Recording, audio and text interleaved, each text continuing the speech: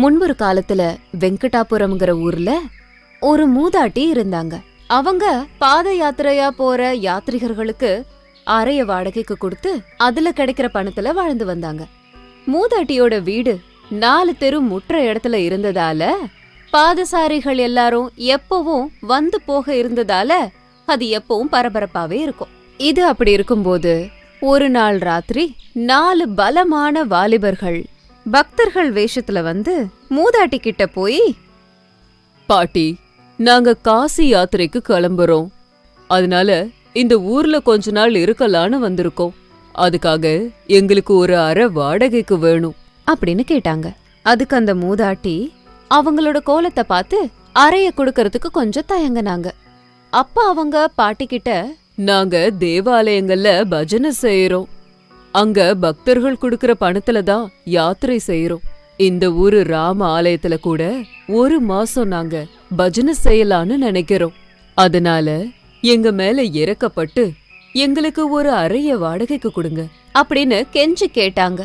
அவங்க எல்லாரும் அப்படி கேட்டதுனால பாட்டி இல்லன்னு சொல்ல முடியாம ஒரு அறைய வாடகைக்கு கொடுத்தாங்க. அந்த அறைக்கு பொருட்களோட வந்த அவங்க கிட்ட இருந்த ஒரு மூட்டைய எடுத்து பாட்டி கிட்ட கொடுத்து இத பத்திரமா வச்சுக்க சொல்லி சொன்னாங்க. அப்போ அந்த பாட்டி இது என்ன மூட்டைன்னு கேக்கும்போது, நாங்க இவ்ளோ நாள் பஜனை செஞ்சு சம்பாரிச்ச பணம் சுமாரா 1000 வராகங்கள் அதுல கட்டி வச்சிருக்கோம். எங்க அறையில சரியான பாதுகாப்பு இல்லாததுனால உங்க இரும்பு பெட்டில இத பத்திரமா வைங்க அப்படின்னு சொன்னாங்க. அதுக்கு அந்த மூதாட்டி சரின்னு சொல்லி பண மூட்டையே எடுத்துக்கிட்டாங்க. பாட்டி, இன்னொரு விஷயம், இந்த மூட்டைய நாங்க 4 பேரும் சேர்ந்து வந்து கேட்டாதான் கொடுக்கணும். அத மட்டும் மறந்துடாதீங்க அப்படின்னு சொல்லி கிளம்பிட்டாங்க. அதுக்கு அந்த பாட்டி சரின்னு சொன்னாங்க. இப்படியே கொஞ்ச நாள் கழிஞ்சுது. ஒரு நாள் 4 பேரும் பஜார்ல இருந்த துணி கடையில துணி வாங்கலான்னு வந்தாங்க. அங்க அவங்களுக்கு பிடிச்ச துணி எல்லாத்தையும் எடுத்து ஓரம் வச்சு அவங்கள ஒருத்தனை மூதாட்டி வீட்டுக்கு அனுப்பி பண மூட்டைய எடுத்துட்டு வான்னு சொல்லி அனுப்புனாங்க. பாட்டி கண்ணு கெட்டின தூரத்துல இருந்ததால கொஞ்ச நேரத்திலேயே ஒருத்தன் பாட்டி கிட்ட வந்து, நாங்க எல்லாரும் புத்தாடைகளை வாங்கலாம்னு நினைக்கிறோம். அங்க இருக்கிற ஆடை கடையில என்னோட நண்பர்கள் இருக்காங்க. நாங்க உங்ககிட்ட கொடுத்த பண மூட்டைய கொடுத்தீங்கன்னா அதுல இருந்து கொஞ்சத்தை எடுத்து செலவழிப்போம் அப்படின்னு சொன்னான். அப்போ அந்த பாட்டி கடையில இருந்த 3 பேரையும் பார்த்து, அங்க இருந்த 3 பேர்கிட்டயும் பண மூட்டையை இவன்ட்ட கொடுக்கலாமா அப்படின்னு சத்தமா கேட்டாங்க. அப்போ அங்க இருந்த 3 பேரும் கொடுங்கன்னு சைகை செஞ்சாங்க. அப்போ அந்த பாட்டி அப்பாவியா அந்த மூட்டைய வந்தவன் கிட்ட கொடுத்து அனுப்பினாங்க.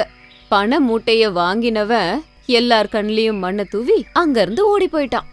ரொம்ப நேரம் ஆகியும் அவன் வராததுனால மீதி இருந்தவங்களுக்கு சந்தேகம் வந்தது. சத்திரத்துக்கு வந்து பார்த்ததுக்கு அப்புறம் அவன் பண மூட்டையோட ஓடி போயிட்டாங்கிற விஷயத்த தெரிஞ்சுக்கிட்டாங்க. உடனே அந்த 3 பேரும் ஒரு யோசனை பண்ணி பாட்டி கிட்ட போய் எதுவும் தெரியாதபடி, பாட்டி, நாங்க உங்ககிட்ட கொடுத்த பண மூட்டைய கொடுங்க, எங்களுக்கு அவசரமா தேவைப்படுது அப்படின்னு சொன்னாங்க. அதுக்கு பாட்டி ஆச்சரியப்பட்டு, நீங்க சரின்னு சொன்னதுனால தானே இதுக்கு முன்னாடி வந்தவங்க கிட்ட பண மூட்டைய கொடுத்த, இப்ப நீங்க மறுபடியும் வந்து கேட்டா எப்படி அப்படின்னு அப்பாவியா கேட்டாங்க. பாட்டி சொன்னதை கேட்ட அந்த 3 பேரும் பல பிரச்சனைகளை பண்ண ஆரம்பிச்சாங்க. இந்த பாட்டி பெரிய திருடியா இருப்பா போல, எங்க பணத்தெல்லாம் திருடிட்டு இப்ப ஒண்ணும் தெரியாத மாதிரி நாடகம் ஆடுறா அப்படின்னு அந்த இடத்துல சத்தம் போட ஆரம்பிச்சாங்க. அந்த சத்தத்தை கேட்டு சுத்தி இருந்த எல்லாரும் வந்துட்டாங்க. ஆனா அவங்க யாரும் எதுவும் சொல்லாம மௌனமா இருந்தாங்க. அந்த சத்திரத்திலேயே அன்னைக்கு முதல் நாள் வந்த பரத் அப்படிங்கிற வாலிபன் மட்டும் பாட்டிய காப்பாத்துறதுக்காக, உங்கள ஒருத்த வந்து பாட்டி கிட்ட பணத்தை வாங்கி போனத நான் கூட பார்த்தேன். இப்ப நீங்க 3 பேரும் இப்படி பேசுறது சுத்தமா நல்லால அப்படின்னு சத்தம் போட்டான். அப்ப அந்த 3 பேரும் இன்னும் சத்தமா, ஓஹோ, நீ இந்த பாட்டியோட சேர்ந்து திருடுற திருடனா அப்படின்னு இப்போ பரத் மேல பழி போட்டாங்க. இப்படி அவங்களுக்குள்ள இருந்த பிரச்சனை பெருசாகி விஷயம் பஞ்சாயத்து தலைவர்கிட்ட போச்சு. பஞ்சாயத்து தலைவர் பாட்டி கிட்ட, அவங்க உங்ககிட்ட பண மூட்டை கொடுத்தது உண்மைதானா அப்படின்னு கேட்டாரு. ஆமா, கொடுத்தாங்க. அதே மாதிரி நான் அவங்க கிட்ட கேட்டுக்கிட்டுதான் அவங்கள வந்த ஒருத்தங்கிட்ட பண மூட்டையும் கொடுத்த, என்ன நம்புங்க அப்படின்னு சொன்னாங்க. பஞ்சாயத்து தலைவர், பாட்டி, அவங்க உன்கிட்ட பண மூட்டைய கொடுக்கும்போது அவங்க என்ன சொன்னாங்க? 4 பேரும் வந்து கேட்டாதான் பண மூட்டைய கொடுக்கணும்னு சொன்னாங்கல்ல, அப்புறம் ஏன் நீ அப்படி செய்யல அப்படின்னு கேட்டாரு. அதுக்கு அந்த பாட்டி, அந்த 3 பேரும் பணத்தை கொடுங்கன்னு சைகை செஞ்சாங்க, அத நம்பிதான் கொடுத்த அப்படின்னு சொன்னாங்க. பஞ்சாயத்து தலைவர் பாட்டி கிட்ட, நீ தப்பு செஞ்சுட்ட. அந்த 4 பேரும் வந்து கேட்டதுக்கு அப்புறம் தான் நீ கொடுத்திருக்கணும். ஆனா ஒருத்தர் வந்து கேக்கும் போது நீ கொடுத்திருக்க, அதனால நீ அவங்களுக்கு பணத்தை கொடுத்தே ஆகணும் அப்படின்னு சொன்னாரு. இது எல்லாத்தையுமே கேட்டுட்டு இருந்த பரத், ஐயா, பாட்டி பண மூட்டைய கொடுத்ததுக்கு நான் தான் சாட்சி. நான் கண்ணால பார்த்தேன். இவங்க எல்லாரும் சேர்ந்து பாட்டிய ஏமாத்தணும்னு பாக்குறாங்க. நீங்க தான் சரியான தீர்ப்ப சொல்லணும் அப்படின்னு பாட்டி தரப்புல பேசினான். ஐயா, பாத்தீங்களா, இவன் இந்த பாட்டியோட சேர்ந்து பணத்தை திருடி இப்ப எதுவும் தெரியாத மாதிரி இங்க வந்து பொய் சாட்சி சொல்றான் அப்படின்னு சத்தமா பேசினான். பஞ்சாயத்து தலைவர் பரத் கிட்ட, இது விஷயமா வேற எதுவும் சொல்ல முடியாதுப்பா. நீ பாட்டிக்கு உதவி செய்யணும்னு நினைச்சேனா அந்த பணத்தை நீ கொண்டு வந்து பாட்டியோட பிரச்சனைய தீர்த்து வை அப்படின்னு சொன்னாரு. அதுக்கு பரத், சரி, நீங்க சொன்ன மாதிரியே பணத்தை கொண்டு வந்து நான் கொடுக்கறேன். ஆனா அவங்க சொன்ன மாதிரி 4 பேரும் சேர்ந்து வந்தாதான் அந்த பணத்தை அவங்க கிட்ட நான் கொடுப்பேன். அவங்க சொன்னபடியே 4 பேரும் சேர்ந்து வந்தாதான் பணத்தை தரணும். ஆனா இங்க 3 பேரு தானே இருக்காங்க அப்படின்னு சொன்னதுக்கு அப்புறம் அந்த 3 பேருக்கும் என்ன சொல்றதுன்னு தெரியாம திருட்டு மொழி முழிச்சாங்க. அப்போ பரத் அந்த 4 பேரை பத்தி பஞ்சாயத்து தலைவர்கிட்ட இன்னொரு உண்மையையும் சொன்னான். ஐயா, இந்த 4 பேரும் இதே மாதிரி எல்லாரையும் ஏமாத்தி வாழற திருடர்கள். யாருக்கும் தெரியாதபடி மாறு வேஷத்துல ஊர் ஊரா தெரிஞ்சு வாழறாங்க அப்படின்னு சொன்னான். அப்போ பஞ்சாயத்து தலைவர் பரத்தோட புத்திசாலித்தனத்தை பாராட்டி அந்த 3 பேருக்கும் கடுமையான தண்டனை விதிச்சாரு. அதுக்கப்புறமா பரத்தோட புத்திசாலித்தனத்தை மெச்சுக்கிட்டு ராஜஸ்தானத்துல நியாய அதிகாரி பதவிக்கு சிபாரிசு செஞ்சாரு. அந்த 4 பேர்கிட்ட இருந்து தன்னை காப்பாத்தின பரத்தை பாட்டி தத்து எடுத்துக்கிட்டு வாழ்நாள் முழுக்க தன்னோட சொந்த மகன் மாதிரியே பாத்துக்கிட்டாங்க. Please watch and subscribe to our channel and don't forget to tap the bell icon. Thank you. முன்பொரு காலத்துல ஒரு காட்டுல ஒரு பெரிய மரத்துக்கு கீழே ஒரு பொந்துக்குள்ள ஒரு குட்டி எலி இருந்துச்சு. அதே மரத்துல ஒரு கிளையில ஒரு காட்டுப்பூனை இருந்துச்சு. வெளியில வந்தா எதிரிகள் இருப்பாங்கன்னு அந்த எலி வெளியில வரவே பயந்துட்டு இருந்துச்சு. தினந்தோறும் அந்த காட்டுக்கு ஒரு வேட்டைக்கார வந்து வலை போட்டு மிருகங்களை வேட்டையாடிக்கிட்டு இருந்தான். ஒரு நாள் ராத்திரி அந்த வேட்டைக்கார ஒரு ஆலமரத்து கீழே வலைய விரிச்சிட்டு அங்கிருந்து போயிட்டான். ராத்திரி வேளையில அந்த வலையில ஏதாவது ஒரு விலங்கு மாட்டும். காலங்காத்தாலே வந்து என்ன கிடைக்குதோ அதை எடுத்துட்டு போலான்னு அந்த வேட்டைக்காரன் நினைச்சான். அந்த வேட்டைக்காரன் நினைச்சபடியே அந்த வலையில அந்த காட்டுப்பூனை நடந்து போய் மாட்டிக்கிச்சு. தன்னோட பரம எதிரியான காட்டுப்பூனை வேட்டைக்காரனோட வலையில மாட்டிக்கிட்டதால சுண்டெலி சந்தோஷமா வெளியில வந்துச்சு. அதுக்கப்புறம் இஷ்டப்படி சந்தோஷமா ஆடி பாடி திரிஞ்சுது. இப்படி ஆடி பாடி சந்தோஷமா இருந்த அந்த சுண்டெலிக்கு ஒரு மிகப்பெரிய அதிர்ச்சி ஏற்பட்டுச்சு. தூரத்துல ஒரு மரத்தோட கிளையில ஒரு கீரி பிள்ளையும் ஆந்தையும் உட்கார்ந்திருந்தது. அதுங்க ரெண்டும் சுண்டெலியே முறைச்சு பாத்துட்டு இருந்ததுங்க. அந்த சுண்டெலிய அப்படியே புடிச்சு உடனே விழுங்கிடணும் அப்படின்னு பாத்துக்கிட்டு இருந்துச்சுங்க. எலிக்கு இப்ப என்ன பண்றதுனே புரியல. இவ்ளோ பெரிய ஆபத்துல இருந்த அந்த சின்ன எலிக்கு திடீர்னு ஒரு யோசனை வந்துச்சு. உடனே கடகடன்னு மரத்து மேல ஏறி கிளையில தொங்கிட்டு இருந்த காட்டு பூனை கிட்ட வந்து, பூனை மாமா, அவ்ளோ புத்திசாலியான பூனையான நீ எப்படி வேட்டைக்காரனோட வலையில மாட்டிக்கிட்ட? பயப்படாத, நான் இந்த வலைய கடிச்சு உன்னை இதுல இருந்து காப்பாத்துறேன் அப்படின்னு சொல்லுச்சு. அதுக்கு காட்டு பூனை, ரொம்ப சந்தோஷம்பா, இந்த வேட்டைக்காரனோட வலையில இருந்து என்ன காப்பாத்திட்டேன்னா இந்த ஜென்மத்துக்கு நான் உன் உதவியும் மறக்க மாட்டேன் அப்படின்னு சொல்லுச்சு. உடனே அந்த சுண்டெலி அந்த வலைய கடிக்கிறதுக்காக தைரியமா பூனை பக்கத்துல போய் உட்கார்ந்துச்சு. காட்டு பூனை பக்கத்துல எலி போய் உட்கார்ந்தத பார்த்ததோ சுண்டெலிய சாப்பிட தைரியம் இல்லாத கீரி புள்ளையும் ஆந்தையும் அங்கிருந்து ஓடிடுச்சுங்க.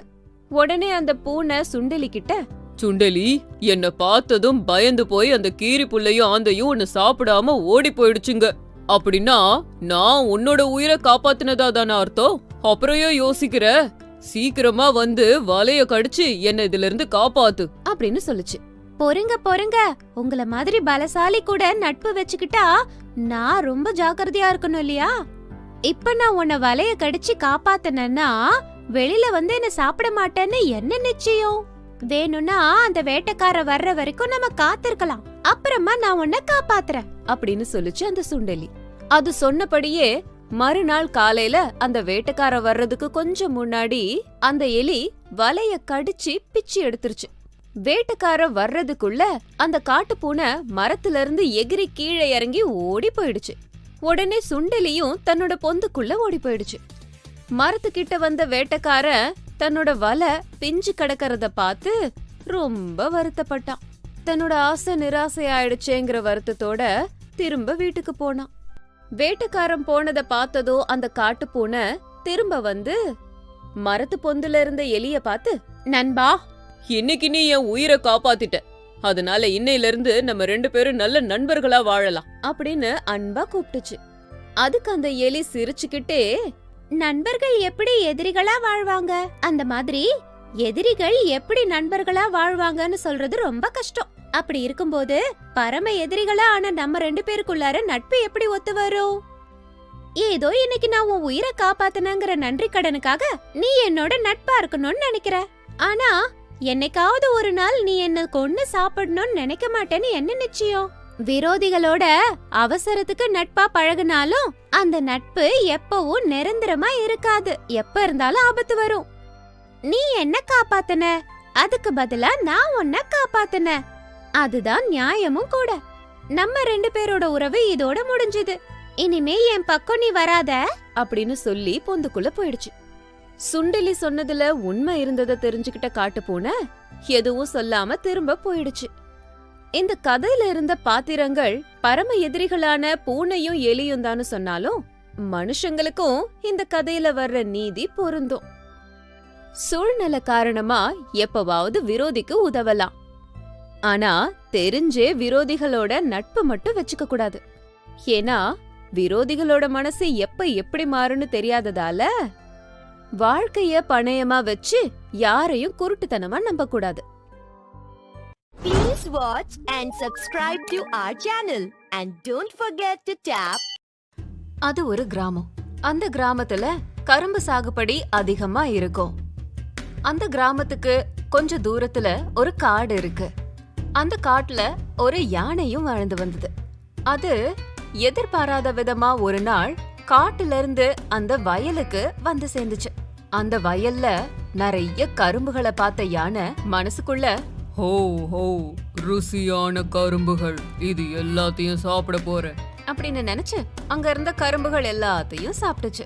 அந்த நேரத்துல நிலத்துக்கு சொந்தக்காரரான ராஜேஷ் அங்க வந்து யானைய பார்த்து, ஐயோ, அந்த யானை என் கரும்பு தோட்டம் மொத்தத்தையும் நாசம் பண்ணுதே, இப்ப என்ன பண்றது, அட கடவுளே அப்படின்னு நினைச்சு பதறினாரு.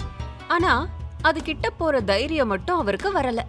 இப்படி தினமும் அந்த யானை யாராவது ஒருத்தவங்க நிலத்துக்கு போய் கரும்புகளை சாப்பிட்டுக்கிட்டு, அப்போ தினமும் இங்க இருக்கிற நிலத்துக்கே நான் வந்துகிட்டு இருக்கேன், கரும்பு சாப்பிட சாப்பிட தீர மாட்டேங்குது அப்படின்னு நினைச்சுக்கிட்டு தன்னோட வாழ்க்கைய வாழ்ந்துகிட்டே வந்தது.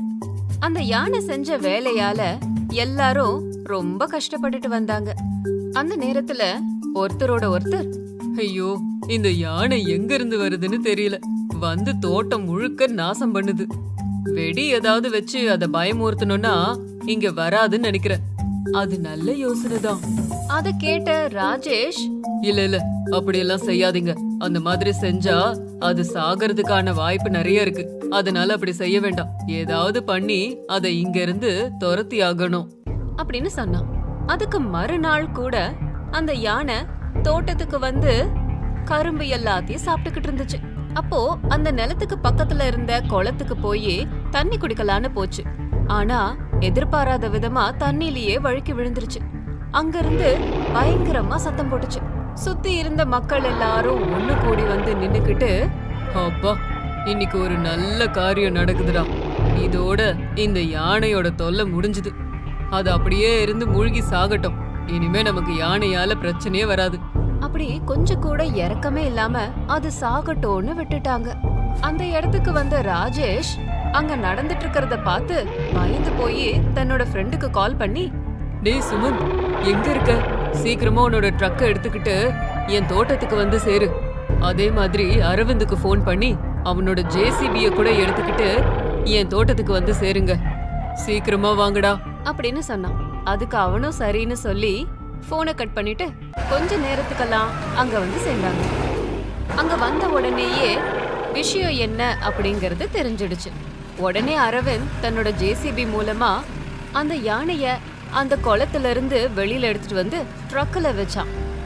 அதுக்கப்புறமா ராஜேஷ் அவன்கிட்ட, நண்பா, இத ஜாக்கிரதையா காட்டுல கொண்டு போய் விட்டுடு அப்படின்னு சொன்னான். அதுக்கும் அவன் சரின்னு சொல்லி அந்த யானைய ட்ரக் மூலமா கொண்டு போய் காட்டுல விட்டான். ராஜேஷ் அங்க இருந்தவங்கள்ட்ட, உங்களுக்குலாம் ஏதாவது மனசாட்சி இருக்கா? ஒரு உயிர் போய்கிட்டு இருக்கு, நீங்க போகட்டும்னு விட்டு வேடிக்கை பார்த்துட்டு இருக்கீங்க. அந்த யானைக்கு என்ன தெரியும்? நம்ம தோட்டம் நாசமாயிடுச்சுன்னா நமக்கு நஷ்டம் வரும்னு அதுக்கு தெரியுமா? அதுக்கு மட்டும் மனுஷங்களுக்கு ஈவு இறக்கம் இல்லைன்னு தெரிஞ்சதுன்னா இந்த இடத்துக்கு தண்ணி குடிக்க கூட அது வராது. ச்சே, மனுஷனா பிறந்தா மிருகங்கள் மேல ஈவு இறக்கம் இருக்கணும். அப்படி இல்லைன்னா மனுஷங்களுக்கும் மிருகங்களுக்கும் என்ன வித்தியாசம் இருக்குது? மனுஷங்களை விட மிருகங்களே தேவலான்னு நிரூபிச்சிட்டீங்க. மிருகங்களுக்காவது விசுவாசங்கிற ஒரு அறிவு இருக்கு அப்படின்னு அவங்க கிட்ட கோபமா புத்தி வர்ற மாதிரி சொன்னான். அத கேட்ட அவங்க தலை குனிஞ்சு அந்த இடத்தை விட்டு போயிட்டாங்க. நிஜம்தானே, மிருகங்கள் தெரியாம தப்பு பண்ணிடுது. அந்த காரணத்துக்காக மனுஷங்களான நம்ம அதுங்க உயிரை வாங்குறது ரொம்ப பெரிய தப்பு. ராஜேஷ் மாதிரி நல்ல மனுஷங்க இருக்கறதால இந்த மாதிரி ஜீவன்கள் வாழ்ந்துட்டு இருக்கு. இல்லனா நம்மள மாதிரி ஆட்கள் இவங்கள மியூசியம்ல இல்ல எக்ஸிபிஷன்ல தான் பாக்குற மாதிரி இருக்கும். முன்பொரு காலத்துல சித்திரக்கூட்ட தேசத்துல விசித்திரவர்மா அப்படிங்கிற ராஜா இருந்தாரு. அவருக்கு ஒரு நாள் வழக்கம் போல 3 சந்தேகங்கள் வந்தது. சபைய கூட்டி, நம்ம வாழ்க்கையில நமக்கு முக்கியமான சமயம் எது? அதே மாதிரி நமக்கு முக்கியமானவங்க யாரு? அதே மாதிரி நமக்கு தேவையான முக்கியமான தர்மம் எது அப்படின்னு கேட்டாரு. சபையில இருந்த எல்லாரும் அவங்களுக்கு தெரிஞ்ச பதில சொன்னாங்க. அந்த பதில்ல எதுவுமே ராஜாவுக்கு திருப்தி அளிக்கல. தன்னோட சந்தேகத்தை எப்படியாச்சும் தீர்க்கணும்ட்டு அவரு ஊர் பயணம் மேற்கொண்டாரு. அப்படி பயணத்தின் போது அவருக்கு கண்ம மகரிஷி ஆசிரமம் தெரிய வந்தது. அவரை பார்த்து தன்னோட சந்தேகத்தை தீர்க்கலாம் அப்படின்னு ஆசிரமத்துக்குள்ள போனாரு. அந்த நேரத்துல மகரிஷி மண்ணை தோண்டி அதுல தண்ணிய ஊத்திக்கிட்டு இருந்தாரு. விசித்திரவர்மன் மகரிஷி கிட்ட போய் அவரை நமஸ்காரம் பண்ணி, சுவாமி, எனக்கு 3 சந்தேகங்களுக்கு விடை தெரிய வேண்டும்.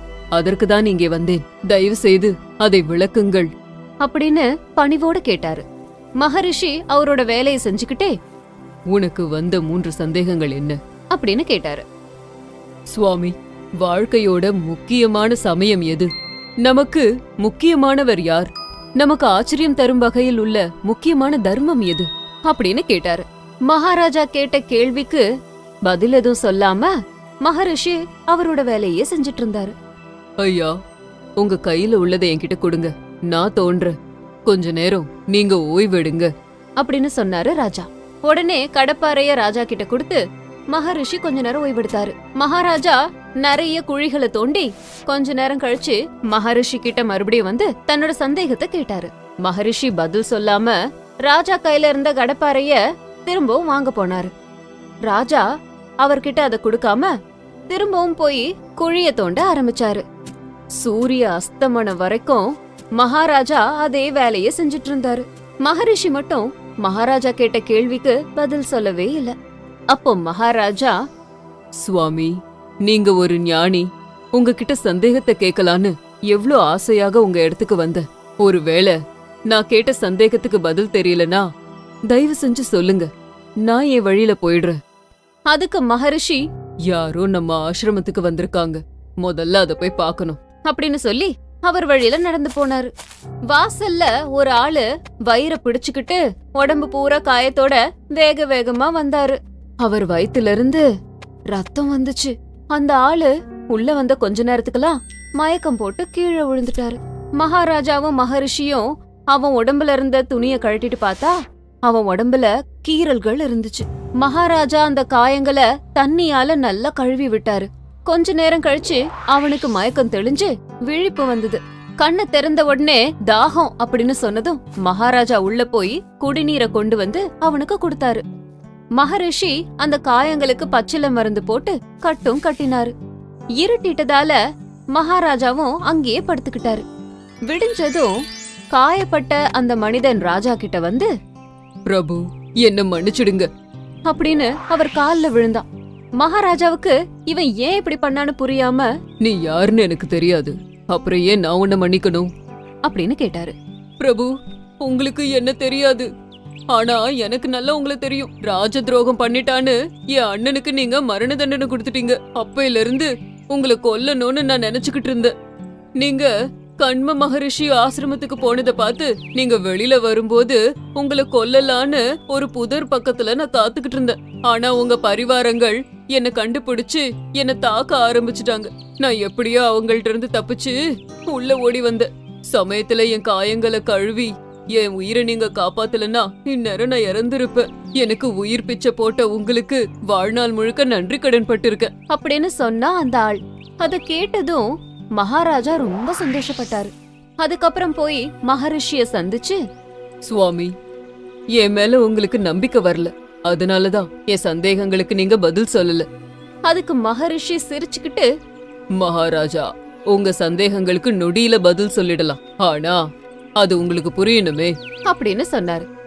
சுவாமி, நீங்க சொல்றது எனக்கு கொஞ்சம் கூட புரியல, தயவு செய்து எனக்கு தெளிவா சொல்லுங்க அப்படின்னு கேட்டாரு. நேற்று உன் சந்தேகத்திற்கு பதில் சொல்லாததாலதான் பள்ளத்தை தோண்டி இங்கேயே தங்கிட்ட. ஒருவேளை நேத்தே கிளம்பி இருந்தா அவன் கையால நீ செத்து இருப்ப. அதனால உன் வாழ்வில் முக்கியமான ஒருவன் நான் தானே. அதன் பிறகு உன்னை கொல்ல வந்த மனிதனுக்கு நீயே சேவைகள் செய்து அவனை காப்பாத்திருக்க. இப்போ உனக்கு புரியற மாதிரி சொல்றேன் கேளு. வாழ்க்கையில முக்கியமான சமயம் அப்படிங்கறது எதுவுமே கிடையாது. இருக்கிற எல்லா சமயமும் எல்லா நொடியும் முக்கியமானதுதான். அதை நாம வீணடிக்க கூடாது. காலம் எதை நிகழ்த்துமோ யாருக்கும் தெரியாது. இப்போ உன்னுடைய இரண்டாவது சந்தேகத்திற்கும் பதில் சொல்கிறேன் கேள். உன் பக்கம் யார் இருக்கிறாங்களோ அவங்கதான் முக்கியமானவங்க. ஏன்னா யார் வேணா உனக்கு எதிரா எப்ப வேணா மாறலாம். இப்பொழுது உன் மூன்றாவது சந்தேகத்திற்கான பதில், நம் உற்றார்களுக்கு உதவி செய்வதே வாழ்வின் முக்கிய தர்மம் அப்படின்னு சொன்னாரு. மகரிஷியோட பதில கேட்டு மகாராஜா ரொம்ப சந்தோஷப்பட்டாரு. அவருக்கு சாஷ்டாங்கமா நன்றிய சொல்லி ராஜபவனத்துக்கு போயிட்டாரு. முன்பொரு காலத்துல ரமேஷ்ங்கிற ஒருத்தர் வாழ்ந்து வந்தாரு. அவர்கிட்ட நிறைய பசுக்கள் இருந்தது. அவரு பணத்துக்காக கண்ணுக்குட்டிக்கு பால் கிடைக்காத மாதிரி பாலுக்கு பதிலா மருந்த கொடுத்துக்கிட்டு இருந்தா. அதனால கண்ணுக்குட்டி பால் குடிக்கிறதுக்காக வராது. அத ஒரு பசுமாடு பாத்துச்சு. ஐயோ, இந்த ரமேஷ் என்ன இப்படி பண்றாரு? என் குட்டிக்கு பால் கொடுக்க முடியாம மருந்து கொடுக்கறாரு. அந்த மருந்து குடிக்கிற என் குழந்தைக்கு என்ன ஆகுமோ என்னவோ அப்படின்னு ரொம்ப பயந்துச்சு. எப்படியாவது இந்த விஷயத்த ரமேஷ் கிட்ட கேட்கணும்னு நினைச்சது. ஒரு நாள் ரமேஷ் மாட்டுக்கிட்ட வந்ததும், ஐயா, நான் நல்ல விதமா தானே பால் கொடுத்துட்டு இருக்கேன். எங்களுக்கு கொஞ்சம் அதிகமா வைக்கோல் போட்டீங்கன்னா அதிகமா பால் கொடுப்போம். ஆனா இப்படி எங்க குட்டிகளுக்கு மருந்து கொடுத்து அதோட ஆரோக்கியத்தை பாழாக்கிடாதீங்க அப்படின்னு கோரிக்கை விடுத்தது. எவ்வளவு நாளா இதை நான் பண்ணிக்கிட்டு இருக்கேன். எனக்கு தெரியும் எதை எப்ப பண்ணணும்னு. கண்ணுக்குட்டிக்கு பால் கொடுத்துட்டா எனக்கு என்ன கிடைக்கும் அப்படின்னு திட்டிட்டு பால் எல்லாத்தையும் கறந்துட்டு போயிட்டான். இந்த ரமேஷ் ரொம்ப மூர்க்கமா இருக்காரு. என் குழந்தைய நான் தான் காப்பாத்தி ஆகணும் அப்படின்னு யோசிச்சு, ஒரு வேலை செய்யலாம். நாளைக்கு ரமேஷ் வர்றதுக்கு முன்னாடியே நான் போய் குட்டிக்கு பால் கொடுத்துடுறேன் அப்படின்னு மறுநாள் ரமேஷ் வர்றதுக்கு முன்னாடியே போய் கண்ணுக்குட்டிக்கு பாலை கொடுத்துட்டு திரும்பவும் அதோட இடத்துல வந்துச்சு. அம்மா, இன்னைக்கு என் கண்ணுக்குட்டிக்கு பால் கொடுத்து பசியாத்திட்டேன் அப்படின்னு ரொம்ப சந்தோஷப்பட்டுட்டு இருக்கும்போது ரமேஷ் அங்க வந்து எல்லா மாட்டுல இருந்தும் பாலை கறந்து அந்த மாட்டுக்கிட்ட வந்தாரு. பால் வழக்கம் போல இல்லாம ரொம்ப கம்மியா கொடுத்துச்சு. ரமேஷ் மனசுக்குள்ள, என்னது இது, பாலை கம்மியா கொடுக்குது அப்படின்னு மாட்டுக்கிட்ட, என்ன இன்னைக்கு கம்மியா பால் கொடுத்துருக்க? உடம்பு கிடம்பு சரியில்லையா உனக்கு? அப்படிலாம் ஒண்ணும் இல்ல, நான் நல்லா இருக்கேன் அப்படின்னு சொன்னதும் ரமேஷ் அங்க இருந்து போயிட்டான். ஆனா ரமேஷுக்கு அந்த மாட்டு மேல சந்தேகம் வந்தது. மறுநாள் காலையில ரமேஷ் வர்றதுக்கு முன்னாடியே கண்ணுக்குட்டிக்கு பால் கொடுத்துச்சு. இது எல்லாத்தையும் மறைஞ்சிருந்து ரமேஷ் பாத்துட்டான். ஓஹோ, இந்த மாடு ரொம்ப புத்திசாலி நினைச்சிட்டு இருக்கு. இன்னைக்கு இத நான் பாத்துக்கிறேன் ஒரு கை அப்படின்னு பாத்திரத்தை எடுத்துக்கிட்டு பால் கறக்கிறதுக்காக மாட்டுக்கிட்ட போனான். அன்னைக்கும் பால் கம்மியா கொடுத்ததால பக்கத்துல இருந்த ஒரு கட்டையை எடுத்து அடிச்சான். என்னையே ஏமாத்துறியா? உன் பால் எல்லாத்தையும் உன் கண்ணுக்குட்டிக்கு கொடுத்தது எனக்கு தெரியாதுன்னு நினைச்சிட்டு இருக்கியா? அப்படின்னு அந்த பசுமாட்டை கொடுமைப்படுத்தினான். பாவம், அந்த மாடு வலி தாங்க முடியாம கத்துச்சு. ஆனாலும் கொஞ்சம் கூட கருணையே இல்லாம அடிச்சுட்டே இருந்தான். மாட்டுக்கு ரொம்ப கோபம் வந்துருச்சு. நாளையில இருந்து இவனுக்கு ஒரு சொட்டு பால் கூட கொடுக்க கூடாது, என் உயிரே போனாலும் சரி அப்படின்னு நினைச்சது. மறுநாள் பால் கறக்கிறதுக்காக வந்த ரமேஷுக்கு ஒரு சொட்டு பாலை கூட கொடுக்கல.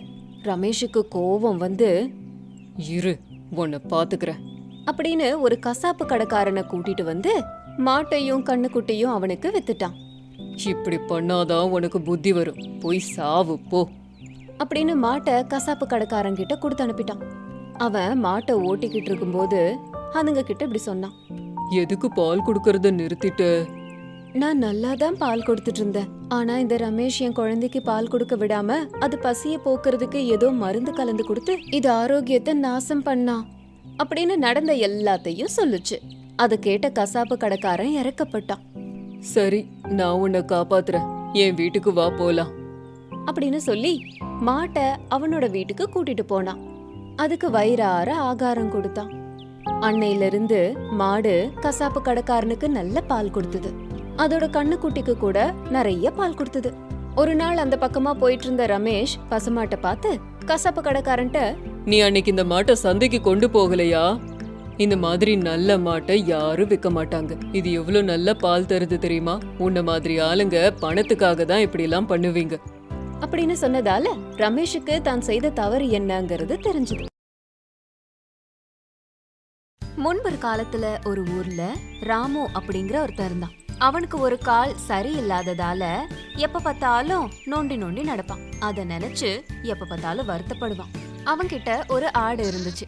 கோடாலி உதவியால காட்டுக்கு போய் மரத்தை வெட்டி ஆட்டுக்குட்டி கூடவே போயிட்டு வருவான். ராமுவை பார்த்த ஊர் மக்கள் சிலர் நொண்டி பையான்னு கிண்டல் பண்ணாங்க.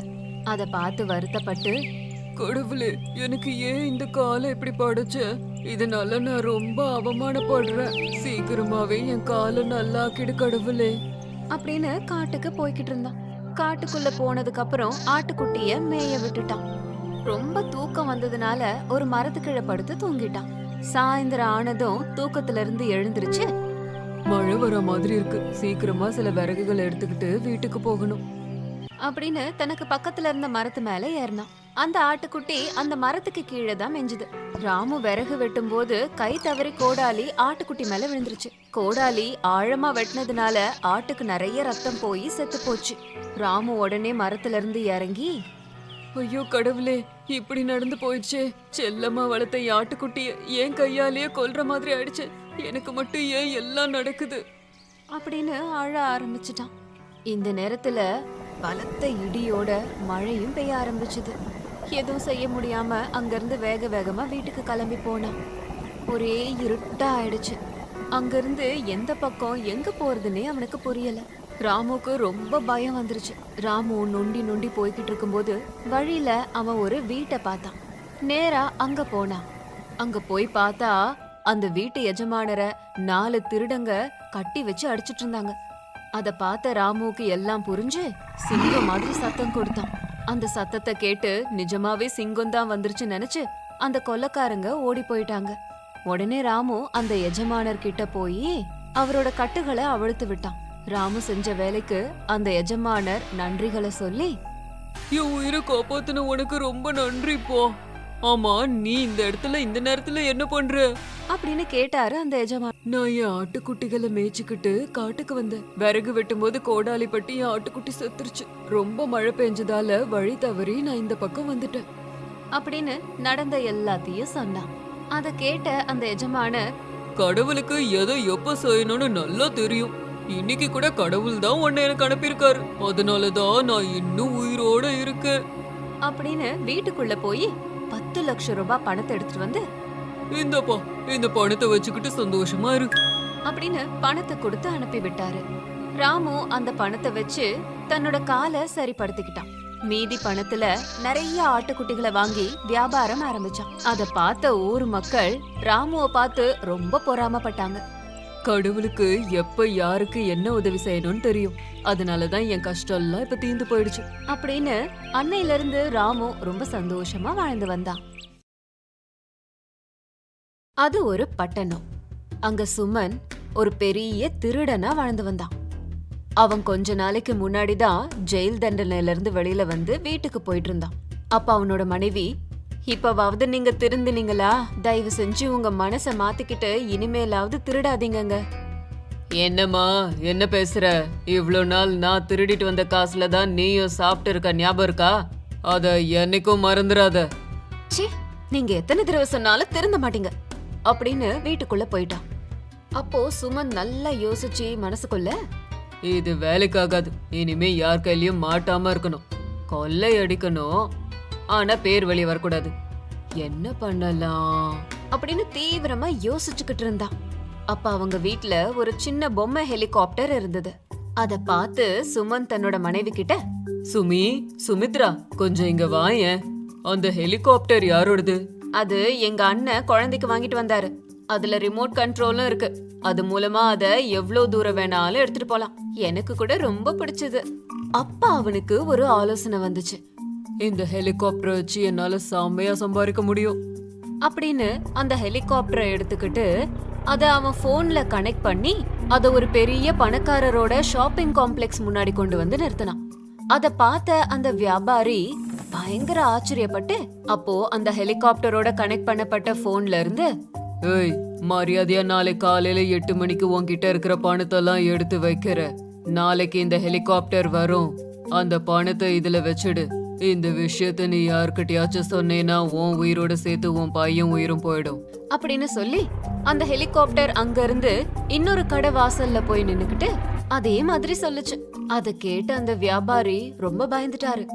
ஹெலிகாப்டரை மறுபடியும் சுமந்த் வீட்டுக்கு கொண்டு வந்துட்டான். மறுநாள் காலையில விடிஞ்சது. அந்த 2 வியாபாரிகளும் பயந்துகிட்டே ஹெலிகாப்டருக்காக காத்துக்கிட்டு இருந்தாங்க. அப்போ அங்க ஹெலிகாப்டர் வந்தது.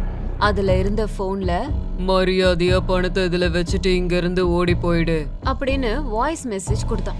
சரி சரி இப்பவே தோறேன் அப்படின்னு பணத்தை கொண்டு வந்து ஹெலிகாப்டர்ல வச்சாரு. அவர் அப்படி செஞ்ச உடனேயே ஹெலிகாப்டர் அங்க இருந்து கிளம்பிடுச்சு. கொஞ்ச தூரம் தள்ளி இன்னொரு வியாபாரியோட கடை முன்னாடி வந்து ஹெலிகாப்டர் நிறுத்தினான். டேய், மரியாதையா பணத்தை எடு, இல்லனா இதே ஹெலிகாப்டர் வச்சு உன்னை சாகடிச்சிருவேன் அப்படின்னு சொன்னான். உடனே அவரும் இருந்த பணத்தை எடுத்துட்டு வந்து ஹெலிகாப்டர்ல இருந்த பையில வச்சான்.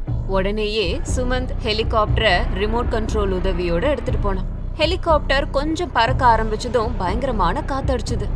அந்த காத்துல ஹெலிகாப்டர் அப்படி இப்படின்னு அலமோத ஆரம்பிச்சது.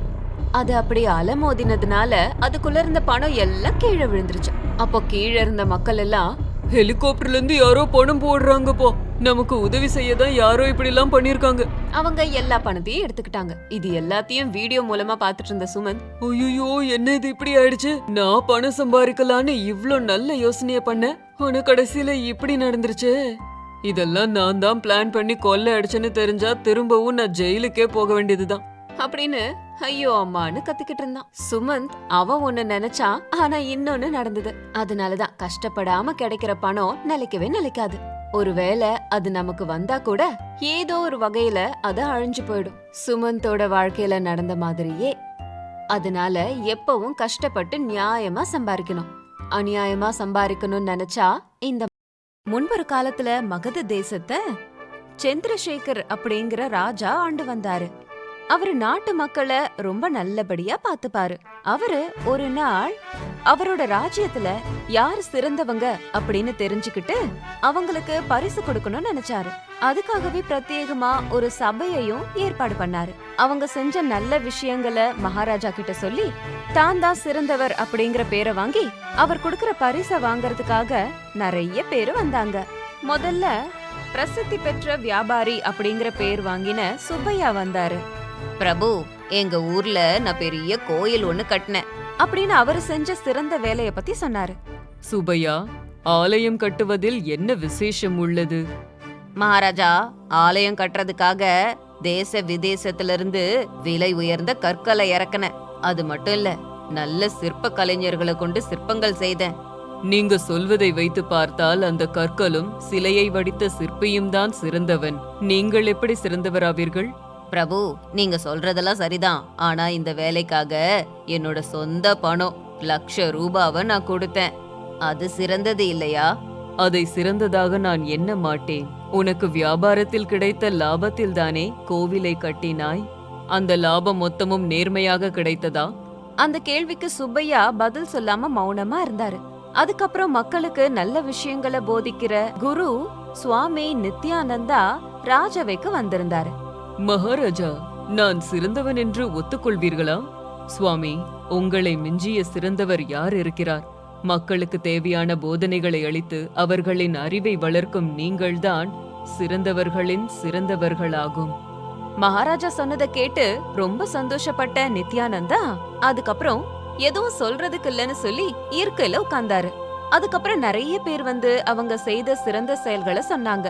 ஆனா அது எல்லாமே சிறந்த செயல்களா மகாராஜாவால ஒத்துக்க முடியல. என்னுடைய ராஜ்யத்தில் சிறந்தவர்களே இல்லையா? அப்படின்னு சொல்லிட்டு இருக்கும்போது அவர்கிட்ட ஒருத்தர் மகாராஜா முன்னாடி வந்து அவரை நமஸ்காரம் பண்ணாரு. யார் நீ? என்ன சிறந்த செயல் செய்தாய்? அப்படின்னு சலிப்போட கேட்டாரு ராஜா. மகாராஜா, என்ன ராஜையான்னு சொல்லுவாங்க. நான் வீதியில பிச்சை எடுத்து வாழ்ந்துட்டு வரேன். பிச்சைக்காரனான நீ என்ன சிறந்த செயல் செய்தாய்? மகாராஜா, நான் பிச்சை எடுக்கிறது எனக்காக மட்டும் இல்ல. நான் பிச்சை எடுத்து சம்பாதிக்கிற காசை வச்சு நிறைய பேரோட பசிய தீர்த்துக்கிட்டு இருக்கேன். அது நான் செய்யற சிறந்த செயல் தானே. உங்களோட ராஜ்யத்துல இந்த நாட்டுல இருக்க சில மக்கள் அவங்க அப்பா அம்மாவை வீதியில தவிக்க விட்டாங்க. அவங்க எல்லாருக்கும் நீங்க ஒரு நல்ல வழிய காமிச்சு உதவி செய்யணும்னு தான் நான் இங்க வந்தேன். ராஜையா சொன்னதை கேட்ட ராஜா, சபாஷ் ராஜையா, சபாஷ் அப்படின்னு பாராட்டினாரு. ராஜையா, நீ ஏழையானாலும் உள்ளத்தால் மிக உயர்ந்தவன். நீதான் சிறந்தவன் அப்படின்னு சொன்னாரு. தன்னோட ராஜ்யத்துல பெற்று வளர்த்த அம்மா அப்பாவை நிர்கதியா விட்ட மக்கள் மேல ராஜாவுக்கு பயங்கரமான கோபம் வந்துச்சு. இனிமே யாராவது அப்படி பண்ணா அவங்களுக்கு கடுமையான தண்டனை வழங்கணும்னு உத்தரவிட்டாரு. ஏற்கனவே பெற்ற பிள்ளைகளால கைவிடப்பட்ட மக்களுக்கு உதவி செய்யும் வகையில மகாராஜா அவங்களுக்காகவே ஒரு பவனத்தை உருவாக்கினாரு. அந்த பவனத்துல நல்ல வாழ்க்கைய அனுபவிச்சுட்டு இருக்க கைவிடப்பட்டவங்க ராஜையாவுக்கு நன்றி சொன்னாங்க. சிறந்தவன் அப்படிங்கிற பேர் வாங்க ஏதாவது செஞ்சிருக்கணும்னு அவசியம் இல்ல, பெரிய மனசு இருந்தா. முன்பொரு காலத்துல சிங்கவரம் அப்படிங்கிற கிராமத்துல சுப்பையாங்கிற ஒரு வியாபாரி இருந்தாரு. அவரு மகா கஞ்சம். எச்சில் கையில காக்கைய கூட விரட்ட மாட்டாரு. அந்த ஊர்ல ஏழை விவசாயிகள் எல்லாரும் அவங்களோட அவசரத்துக்கு சுப்பையா கிட்டதான் கடன் வாங்குவாங்க. அவங்க எல்லார்கிட்டயும் சுப்பையா அதிகமா வட்டி வாங்குவாரு. எதிர்த்து பேசுனா எங்க பணம் தர மாட்டாரோன்னு அந்த ஊர்ல யாரும் எதுவும் பேச மாட்டாங்க. அதனால அந்த ஊர்ல சுப்பையா சொல்றதுதான் சட்டம், அவர் சொல்றதுதான் கட்டளைன்னு ஆச்சு. இது இப்படி இருக்கும்போது ஒரு நாள் பாலையா அப்படிங்கிற விவசாயி காலங்காத்தால எழுந்திருச்சு தன்னோட மனைவி குருவம்மா கிட்ட ராத்திரி தனக்கு ஒரு கனவு வந்ததுன்னு சொன்னாரு. அப்போ குருவம்மா குதூகலத்துல, என்ன கனவு அது அப்படின்னு கேட்டா. அதுக்கு பாலையா, கனவுல கூட அந்த சுப்பையா என்ன விட மாட்டேங்கிறாரு. எனக்கு 1000 ரூபாய் கடன் கொடுத்த மாதிரி கனவு வந்தது அப்படின்னு சொன்னாரு. அதுக்கு குருவம்மா சிரிச்சுக்கிட்டே, உங்க கனவு ரொம்ப நல்லா இருக்கு. அந்த சுப்பையா உங்களை நிம்மதியா தூங்க கூட விட மாட்டேங்கிறாரா அப்படின்னு சொன்னா. அதுக்கப்புறம் குருவம்மா ஊருக்கு எல்லையில இருக்க குளத்துக்கு வந்து தண்ணி எடுத்துட்டு வரலான்னு போனா. அங்க நிறைய பெண் கூட்டம் கும்பலா சேர்ந்து ஊர்ல என்னென்ன நடந்துச்சோ அத பேசிக்கிட்டாங்க. அவங்களோட குருவம்மாவும் சேர்ந்து பேச ஆரம்பிச்சா. ராத்திரி அவளோட கணவருக்கு வந்த கனவை பத்தி பேசினா. அந்த சுப்பையா கனவுல கூட வந்து மக்களை இம்சப்படுத்துறாருன்னு எல்லாரும் அவரை கொஞ்ச நேரம் திட்டினாங்க. அப்போ அந்த இடத்துலயே இருந்த சுப்பையாவோட மனைவி அவங்க எல்லாரும் பேசுறத கேட்டு வருத்தப்பட்டா. அது மட்டும் இல்லாம தன்னோட கணவனோட கஞ்சத்தனத்தை நினைச்சு ரொம்ப கஷ்டப்பட்டா. வீட்டுக்கு வந்து சுப்பையா கிட்ட குளத்துக்கரையில நடந்த எல்லாத்தையும் அவர்கிட்ட சொன்னா. இனிமேலாவது மாறுங்கன்னு ரொம்ப கண்டிப்போட சொன்னா. மனைவி சொன்னதை கேட்ட சுப்பையா உடனே எழுந்திருச்சு நின்னு, சரிம்மா, நான் பாத்துக்கிறேன் அப்படின்னு சொல்லி தன்னோட கடைக்கு போயிட்டாரு. அங்க தன்னோட வேலையால கூப்பிட்டு பாலையாவ உடனே அழைச்சிட்டு வரும்படி சொன்னாரு. பாலையா பயந்துகிட்டே வந்து சுப்பையா முன்னாடி வந்து நின்னாரு. உடனே கோபப்படுற மாதிரி நடிச்சு, இப்பவே நீ எனக்கு கொடுக்க வேண்டிய 1000 ரூபாவை எண்ணி வச்சுட்டு போ அப்படின்னு மிரட்டினாரு. அதுக்கு ஆச்சரியப்பட்டு போன பாலையா, ஐயா, நான் உங்ககிட்ட 1000 ரூபாய் எப்ப வாங்குனேன் அப்படின்னு ரொம்ப பணிவோட கேட்டாரு. அப்ப சுப்பையா, இந்த விஷயத்த ஊர் முழுக்க தண்டோர அடிச்சா உன் மனைவிய போய் கேளு. அதை விட பெரிய சாட்சி எங்க இருக்க முடியும் அப்படின்னு சொன்னாரு. அதுக்கு பாலையா, ஐயா, அவ ஒரு முட்டாள். அவளுக்கு ஒண்ணுமே தெரியாது. எனக்கு நேத்து ராத்திரி வந்த கனவை பத்தி சொன்னதுனால அந்த விஷயத்த மத்தவங்க கிட்ட அவ போய் சொல்லிருக்கா அப்படின்னு சொன்னாரு. அதெல்லாம் எனக்கு தெரியாது. எனக்கு சேர வேண்டிய 1000 ரூபாவை எடுத்து வை, இல்லனா வா பஞ்சாயத்து தலைவர்கிட்ட போலாம் அப்படின்னு மிரட்டினாரு சுப்பையா. இந்த அநியாயத்தை பார்த்து சகிச்சுக்க முடியாம பாலையா, சரி வாங்க போலாம், பஞ்சாயத்து தலைவர்கிட்ட போய் அங்கேயே நியாயத்தை கேட்கலாம் அப்படின்னு கிளம்புனாங்க. நடந்த விஷயம் எல்லாத்தையும் பஞ்சாயத்து தலைவர்கிட்ட சொன்னாங்க. சுப்பையாவோட சூட்சமோ பஞ்சாயத்து தலைவருக்கு அப்பவே தெரிஞ்சிருச்சு. பஞ்சாயத்து தலைவர் இப்போ தீர்ப்பு சொன்னாரு. பாலையா, நீ சுப்பையாவுக்கு 1000 ரூபாய் கொடுத்துதான் ஆகணும் அப்படின்னு சொன்னாரு. பஞ்சாயத்து தலைவர் சொன்ன தீர்ப்புக்கு பாலையா மிரண்டு போய் என்ன பண்றதுன்னே தெரியாம அப்படியே நின்னுட்டாரு. சுப்பையா சந்தோஷத்துல ரொம்ப பூரி படைஞ்சு, ஐயா பஞ்சாயத்து தலைவரே, சீக்கிரமா பணத்தை வாங்கி கொடுத்தீங்கன்னா நான் கிளம்புவேன் அப்படின்னு சொன்னாரு. அப்போ பஞ்சாயத்து தலைவர் தன்னோட வீட்ல இருந்த 1000 ரூபாய் நாணயங்களை எடுத்து ஒரு தட்டு நிறைய வச்சு பாலையா கையில கொடுத்தாரு. ஒரு வேலைக்காரன ஒரு கண்ணாடி எடுத்துட்டு வந்து பிடிக்க சொல்லி பாலையா முன்னாடி நிக்க சொன்னாரு. சுப்பையாவ கண்ணாடிய பாருன்னு சொன்னாரு. சுப்பையா கண்ணாடிய பாத்துட்டு இருக்கும் போது, சுப்பையா, 1000 ரூபாய் உன் கண்ணுக்கு தெரியுதா அப்படின்னு கேட்டாரு. அதுக்கு சுப்பையா, ரொம்ப நல்லா தெரியுது அப்படின்னு சொன்னாரு. உனக்கு சேர வேண்டிய 1000 ரூபாவை கண்ணாடியில இருந்து எடுத்துட்டு போ அப்படின்னு பஞ்சாயத்து தலைவர் கம்பீரமா சொன்னாரு. ஐயோ பஞ்சாயத்து தலைவரே, கண்ணாடியில இருக்க 1000 ரூபாவை என்னால எப்படி எடுக்க முடியும் அப்படின்னு கேட்டாரு. அப்ப பஞ்சாயத்து தலைவர் கோபத்தோட, நீ கனவுல பாலையாவுக்கு 1000 ரூபாய் கொடுக்கும் போது கண்ணாடியில இருக்க 1000 ரூபாவை எடுத்துட்டு போறதுல என்ன கஷ்டம் அப்படின்னு கோபமா கேட்டாரு. அதுக்கு சுப்பையாக்கு என்ன சொல்றதுன்னு தோணாம மூஞ்ச தொங்க போட்டுக்கிட்டாரு. அப்ப பஞ்சாயத்து தலைவர் சுப்பையாவ நல்லா திட்டி, அப்பாவிகளை ஏமாத்துறதுக்கும் அநியாய வட்டி கொடுக்கறதுக்கும் 6 மாத கால தண்டனையும் கொடுத்தாரு. தனக்கு நியாயம் வாங்கி கொடுத்ததுக்கு பஞ்சாயத்து தலைவருக்கு நன்றியை தெரிவிச்சுட்டு பாலையா சந்தோஷத்தோட வீட்டுக்கு போனாரு. பாலையா வீட்டுக்கு போய் தன்னோட மனைவி கிட்ட, நாம ஒண்ணு நினைச்சா ஆண்டவன் ஒண்ணு நினைப்பான்னு சொல்லுவாங்க அப்படின்னு நடந்த எல்லாத்தையும் சொன்னான்.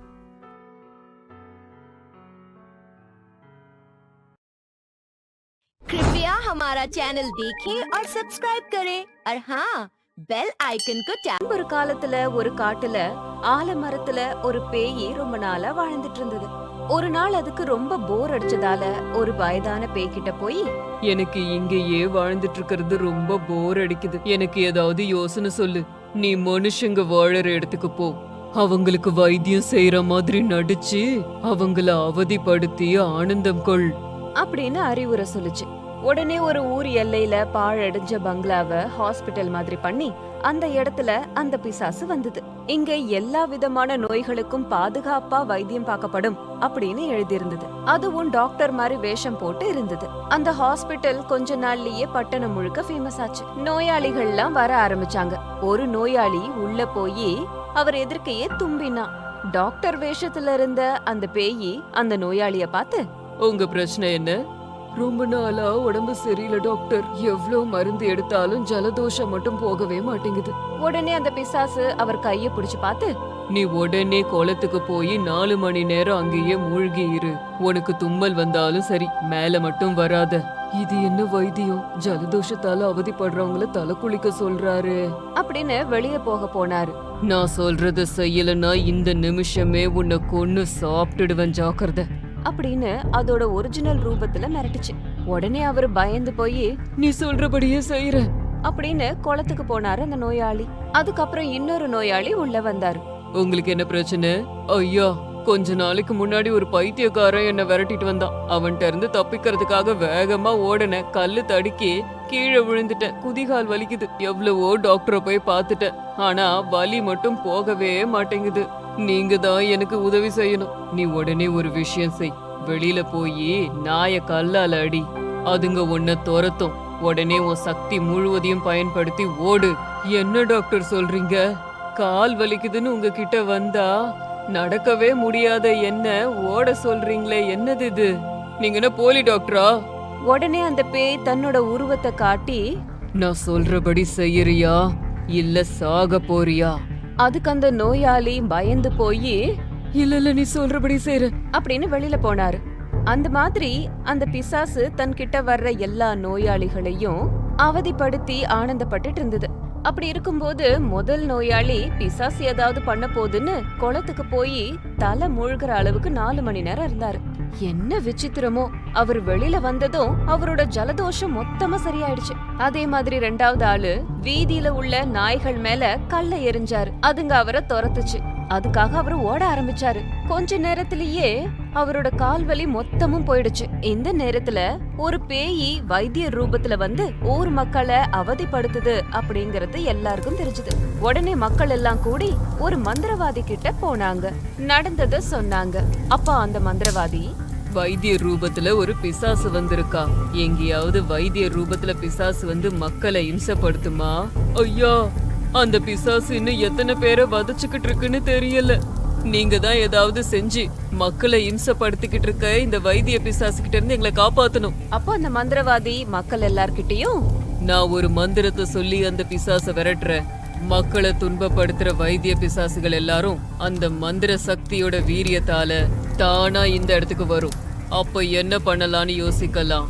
ஆனா என்னோட மந்திரம் வைத்தியம் செஞ்சு ஏமாத்துற பிசாசுகள் மேலதான் வேலை செய்யும் அப்படின்னு சொல்லிட்டாரு அந்த மந்திரவாதி. கொஞ்ச நேரத்துக்கெல்லாம் ஊர்ல இருந்த நிஜமான வைத்தியர்கள் எல்லாரும் அவங்களுக்கே தெரியாம மந்திரவாதி இடத்துக்கு வந்தாங்க. ஆனா ஊர் எல்லையில வைத்தியம் பண்ணிட்டு இருக்க பிசாசு மட்டும் அங்க வரல. அங்க இருந்த மக்கள் எல்லாரும் ஆச்சரியப்பட்டாங்க. என்னது இது? அந்த பிசாசு மட்டும் இங்க வரவே இல்ல. இவங்க எல்லாரும் நிஜமான வைத்தியர்கள் தானே அப்படின்னு பேசிக்கிட்டாங்க. அப்ப அந்த மந்திரவாதி, இவங்க எல்லாரும் பொருள் சேர்க்கணுங்கிற எண்ணத்துல போலியா படிச்சு மக்களை ஏமாத்திருக்காங்க. மனித குணம் மறந்து போய் மிருக குணம் வாய்ந்தவர்களா இவங்க மாறிட்டாங்க. அந்த பிசாசு வைத்தியம் பண்றன்ற பேர்ல இம்சை பண்ணாலும் அதால எல்லாருக்கும் நன்மை மட்டும்தான் நடந்திருக்கு. அந்த பிசாசுக்கு பணத்தின் மேல ஆசை இல்ல. பணத்தாசையால இந்த வைத்தியர்கள் பேய்கள் மாதிரி மனிதர்களுக்கு வைத்தியம் பண்றேன்னு அவங்கள கொஞ்சம் கொஞ்சமா கொன்னுகிட்டு இருக்காங்க. அதனாலதான் என் மந்திரம் உண்மையான பிசாசை இங்க கொண்டு வராம இவங்களை எல்லாரையும் கொண்டு வந்திருக்கு. அப்போ அங்க வந்திருந்த வைத்தியர்கள் எல்லாரும் விஷயம் தெரிஞ்சிடுச்சேன்னு வெக்கப்பட்டு தலை குனிஞ்சிருந்தாங்க. அன்னையில இருந்து எல்லாரும் மக்களுக்கு உண்மையான சேவையை செய்ய ஆரம்பிச்சாங்க. தன்னை பிடிக்கிறதுக்காக மந்திரவாதி அங்க மந்திரங்களை போடுறாருன்னு தெரிஞ்சுக்கிட்ட பிசாசு உடனே அங்க இருந்து காட்டுக்கு பறந்து போயிடுச்சு. முன்பு ஒரு காலத்துல லிபியா நாட்டுல முகமது அப்படிங்கிற வியாபாரி இருந்தாரு. முகமதுக்கு ஒரே ஒரு மகன் இருந்தா. அவன் பேரு முஸ்தபா. முஸ்தபாவோட அம்மா சின்ன வயசுல இறந்ததுனால அவனை ரொம்ப செல்லமா வளர்த்தாரு முகமது. முஸ்தபாவுக்கு கஷ்டம்னா என்னன்னே தெரியாதபடி அவனை வளர்த்தாரு முகமது. அவன் என்ன கேக்குறானோ அத ஒரு நிமிஷத்துல வாங்கிட்டு வந்து கொடுத்துருவாரு. முஸ்தபாவோட சந்தோஷத்தை தவிர முகமதுக்கு வேற எதுவும் பெருசா தெரியல. கொஞ்ச நாள்லயே முகமதுக்கு உடம்பு சரியாம போனதால படுத்த படுக்கை ஆயிட்டாரு. அவரோட கடைசி காலத்துல தன்னோட மகனை கூப்பிட்டு, மகனே, நீ தொட்ட எல்லாமே தங்கமாகணும்னு நான் உன்னை ஆசீர்வாதம் பண்றேன். கடைசியில நீ மண்ணை தொட்டா கூட அது பொன்னா மாறும் அப்படின்னு ஆசீர்வாதம் பண்ணி இறந்து போயிட்டாரு. கொஞ்ச நாள்லயே அப்பாவும் போனதுனால முஸ்தபா சோகமா ஆயிட்டான். அதுக்கப்புறம் முஸ்தபா தன்னோட அப்பா செய்த வியாபாரத்தையே செய்யலான்னு நினைச்சான். முஸ்தபாவுக்கு வியாபாரம் நல்ல கை கொடுத்தது. படிப்படியா உயர்ந்து முஸ்தபா நல்ல நிலைமைக்கு வந்தான். அதுக்கப்புறமா அவன் வீட்ல தங்க மழை தான் பொழிஞ்சுது. கொஞ்ச காலம் காசு சம்பாரிச்சதுக்கு அப்புறம் தன்னோட அப்பா மரண படுக்கையில அவனுக்கு வழங்கின ஆசீர்வாதம் ஞாபகம் வந்தது. அப்பா ஆசீர்வாதம் பண்ணதுனாலதான் தான் செய்த வேலைக்கு இவ்வளவு பணம் வந்தது அப்படிங்கிற அபிப்பிராயத்துக்கு அவன் வந்தான். அதிர்ஷ்டம் வந்தாலும் இந்த அளவுக்கு வர்றது நல்லதில்லன்னு நினைச்ச அவன் இத சரி செய்ய ஏதாச்சும் ஒண்ணு பண்ணணும் அப்படின்னு நினைச்சான் முஸ்தபா. தன்னோட அதிர்ஷ்டத்தை குறைக்கணும் அப்படிங்கறதுக்காக உலகத்திலேயே விலை உயர்ந்த பேரிச்சம்பழத்தை வாங்கி அத குறைந்த விலைக்கு விக்கணும் அப்படின்னு அத வாங்கி எகிப்து நாட்டுல விக்கலான்னு கிளம்பி போனான். யாரோ ஒருத்தன் விலை உயர்ந்த பேரிச்சம்பழங்களை தன்னோட நாட்டுல குறைந்த விலைக்கு விக்கிறாங்கிற விஷயம் எகிப்து ராஜாக்கு தெரிஞ்சது. பேரிச்சம்பழம் ரொம்ப மலிவா கிடைக்கிற இந்த எகிப்து நாட்டிலேயே வந்து அத விக்கிற அந்த அதிமேதாவி யாரு அப்படின்னு ரொம்ப ஆச்சரியப்பட்ட அந்த ராஜா அவனை அழைச்சிட்டு வரும்படி தன்னோட சேவகர்கள் கிட்ட சொன்னாரு. அவங்க போய் முஸ்தபாவை அழைச்சிட்டு வந்து ராஜா முன்னாடி நிறுத்தினாங்க. நீ பாக்குறதுக்கு வெளியூர் ஆள் மாதிரி தெரியற. ஏதாவது வியாபாரம் பண்ணணும்னா லாபம் தர வியாபாரத்தை பண்ணணுமே தவிர இப்படி முட்டாள்தனமான வியாபாரத்தை செஞ்சு இருக்கிறதையும் ஏன் அழிக்க நினைக்கிற அப்படின்னு கேட்டாரு எகிப்து ராஜா. மகாராஜா, என்னோட அப்பா மரண படுக்கையில எனக்கு கொடுத்த ஆசிர்வாதத்தால நான் எவ்ளோ கேவலமா வியாபாரம் செஞ்சாலும் கூட என் வீட்ல தங்க மழைதான் பொழிஞ்சுது. அதிர்ஷ்டம் வந்தாலும் இந்த அளவுக்கு வரக்கூடாதுங்கிற எண்ணத்துலதான் அதுக்கு ஒரு முடிவு கட்டணுங்கிறதுக்காக தான் இப்படி பண்ண. அதுல ஒரு பாகம்தான் இந்த பேரிச்சம்பழம் வியாபாரம் அப்படின்னு சொன்னா முஸ்தபா. அப்போ உங்க அப்பா உன்னை என்னன்னு ஆசிர்வாதம் பண்ணாரு அப்படின்னு கேட்டாரு ராஜா. அதுக்கு முஸ்தபா, நான் தொட்டதெல்லாம் தங்கமா மாறணும்ன்ற ஆசிர்வாதத்தை கொடுத்தாரு. கடைசியில மண்ணை தொட்டா கூட பொன்னா மாறும் அப்படிங்கிற ஆசிர்வாதத்தை கொடுத்தாரு அப்படின்னு சொல்லி பக்கத்துல இருந்த ஜாடியில இருந்த மண்ணை கையில எடுத்து கீழே கொட்டினான். அந்த மண்ணு அவன் கையில இருந்து கீழே கொட்டினது போக கையில ஏதோ ஒண்ணு மீதி இருந்தது. அப்போ ராஜா அதை பார்த்து ஆச்சரியப்பட்டு, ஆமா, என்னது அப்படின்னு கேட்டாரு. அப்போ முஸ்தபா, இது பார்க்க முத்திரை மாதிரி இருக்கு அப்படின்னு சொன்னா அத தடவிக்கிட்டே. அது ராஜாவோட முத்திரைதான். அது கொஞ்ச நாள் முன்னாடி காணாம போயிடுச்சு. அது காலங்காலமா தன்னோட வம்சத்துல இருந்ததுனாலதான் ராஜ குடும்பத்துக்கே அது மேல அதிக மரியாதை இருந்தது. அதனாலதான் எகிப்து ராஜா அந்த முத்திரை கிடைக்கணுங்கிறதுனால ரொம்ப செலவு பண்ணி அத தேடினாரு. ஆனா அது கிடைக்கவே இல்ல. முஸ்தபா கிட்ட இருந்து அந்த முத்திரைய வாங்கி ரொம்ப சந்தோஷப்பட்டு, உன்னோட அப்பா ரொம்ப நல்ல மனிதர். அவர் உனக்கு கொடுத்த ஆசிர்வாதம் ரொம்ப அற்புதமானது. உன்னோட அதிர்ஷ்டத்தை யாராலையும் குறைக்கவே முடியாது அப்படின்னு சொன்னாரு. அதுக்கு பிறகு முஸ்தபாவுக்கு தன்னோட மகளையே திருமணம் செய்து வைத்தாரு. அந்த நாட்டிலேயே முஸ்தபா எகிப்து நாட்டுக்கே ராஜாவானா. பெற்ற அம்மா அப்பாவோட ஆசிர்வாதம் குழந்தைங்கள உயர்ந்த இடத்துக்கு கொண்டு போகும். இதுக்கு உதாரணமா முஸ்தபாவோட வாழ்க்கையதான் எகிப்து நாட்டுல இருந்த மக்கள் எல்லாரும் சொல்லிக்கிட்டு இருந்தாங்க. Please watch and subscribe to our channel and don't forget to tap the bell icon. ஒரு ஊர்ல நரேந்திரா, சுமன் அப்படின்னு 2 பேர் இருந்தாங்க. 2 பேருக்குமே தெய்வ பக்தி ஜாஸ்தி. நரேந்திரா ரொம்ப நல்லவன். சுமனுக்கு ரொம்ப கோபம் வரும். வாய்க்கு வந்தபடி பேசுவான். ஒரு நாள் சுமன் வெளியில வரும்போது அவன் வாசல்ல ஒரு மாடு சத்தமா கத்திக்கிட்டே நின்னுக்கிட்டு இருந்துச்சு. அத பார்த்து, அடடா, காலங்காத்தாலே எங்க இருந்து இந்த மாடு வந்துச்சு? காது கிழிய கத்துது அப்படின்னு அது அங்க இருந்து துரத்துறதுக்கான முயற்சிய பண்ணான். ஆனா அது அங்க இருந்து நகராம அங்க இருந்து இன்னும் சத்தமா கத்துச்சு. அத பார்த்து இன்னும் கோபப்பட்டு, எவ்வளவு துரத்துனாலும் போக மாட்டேங்குதே, இரு இது கதைய பாக்குறேன் அப்படின்னு ஒரு கட்டையை எடுத்து அடிக்க ஆரம்பிச்சிட்டான். மாடு அங்க இருந்து நகரவே இல்ல. அவன் மாட்டை இன்னும் அதிகமா அடிக்க ஆரம்பிச்சான். அந்த நேரத்துல நரேந்திரா அங்க நடந்து வந்து எல்லாத்தையும் பார்த்துட்டு, ஐயோ, என்ன இவன் இப்படி மூர்க்கமா நடந்துக்கிறான் அப்படின்னு வேக வேகமா அவன் கிட்ட போய், ஐயோ நரேந்திரா, அது அப்படி அடிக்காதடா, உனக்கு கொஞ்சமாவது அறிவு இருக்கா அப்படின்னு கோபமா கேட்டான். அப்போ சுமன், அட போடா, என் வீட்டு வாசல்ல வந்து எப்படி கத்துதுன்னு உனக்கு தெரியுமா? காது கிழிய கத்துது, எவ்வளவு துரத்துனாலும் போக மாட்டேங்குது. இப்படி பண்ண என்ன தூக்கி வச்சு கொஞ்சுவாங்களா? அதுக்கு எப்படிடா தெரியும்? மனுஷங்களுக்கே இப்பெல்லாம் அறிவு இருக்கிறது இல்ல. 5 அறிவு ஜீவனுக்கு எப்படி தெரியும்? நம்ம தான் அதுங்களை புரிஞ்சுக்கணும்.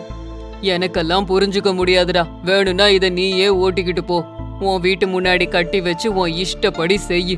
அதுக்கு நரேந்திரா, சரி, நான் எடுத்துட்டு போறேன் அப்படின்னு அத கட்டி அவனோட வீட்டுக்கு கொண்டு போனான். அத அவன் வீட்டு எதிர்க்க இருந்த கொட்டாயில கட்டி அந்த மாட்டுக்கு தேவையான வைக்கோல வச்சு அதோட காயங்களுக்கு மருந்து தடவி அதை விட்டுட்டு அங்கிருந்து போனாரு. அன்னைக்கு ராத்திரி சுமனோட கனவுல யாரோ ஒருத்தர் வந்து அவன்கிட்ட, சுமன், நான் ஒரு மாய பசு. உனக்கு அதிர்ஷ்டம் கொடுக்கணுங்கிறதுக்காக உன்கிட்ட வந்தா நீ என்ன நரேந்தர் வீட்டுக்கு அனுப்பிட்ட. உடனே சுமன் தூக்கத்துல இருந்து எழும்பி, அடடா, என்ன தப்பு பண்ணிட்டேன், அந்த பசுமாடு மாயமாடா அப்படின்னு மறுநாள் காலையிலேயே எழுந்திருச்சு நரேந்தர் வீட்டுக்கு போனான். அங்க அவன்கிட்ட, நரேந்திரா, மாட்டை என்கிட்ட கொடுத்துரு, அத நான் இங்க இருந்து கொண்டு போறேன். நேத்து வேண்டான்னு சொன்ன, இன்னைக்கு எடுத்துட்டு போறேன்ற, என்ன மன்னிச்சிருடா. நான் மனுஷங்கிறதைய மறந்து மிருகத்தனமா இதுகிட்ட நடந்துகிட்டேன். இனிமே இந்த மாட்டை நான் ரொம்ப ஜாக்கிரதையா பாதுகாப்பா பாத்துப்பேன். அப்படி சொன்னதை நம்பி நரேந்திரா, சரி, எடுத்துட்டு போ. இனிமே இதை என்னைக்கும் அடிக்காத, அதுங்க வாயில்லா ஜீவன் அப்படின்னு சொன்னாரு. சரி சரி, இனிமே நான் அப்படிலாம் செய்ய மாட்டேன் அப்படின்னு சொல்லிக்கிட்டு இருக்கும்போது மாடு கொஞ்சம் கூட அசையாம அங்கேயே இருந்துச்சு. அவன் எவ்வளவு முயற்சி பண்ணாலும் மாடு நகராததால கோவத்துல அத அடிச்சான். உடனே அந்த பசு ஒரு தேவதையா மாறி, சுமன், நீ என்ன காரியம் செஞ்சிட்டு இருக்க? தெய்வ பக்தி மட்டும் இருந்தா போதாது, மனுஷனுக்கு உதவி செய்யற குணமும் விலங்குகள் மேல கருணையும் இரக்கமும் இருக்கணும். உண்மையிலேயே அந்த இடத்துல நிஜமான பசு இருந்ததுன்னா அதுக்கு எவ்வளவு வலி ஏற்பட்டு இருக்கும். உங்களை சோதிக்கிறதுக்காக தான் நான் இந்த பசு மாட்டு உருவத்துல வந்திருந்தேன். அந்த பரீட்சையில நரேந்தர் ஜெயிச்சிட்டான், நீ தோத்துட்ட.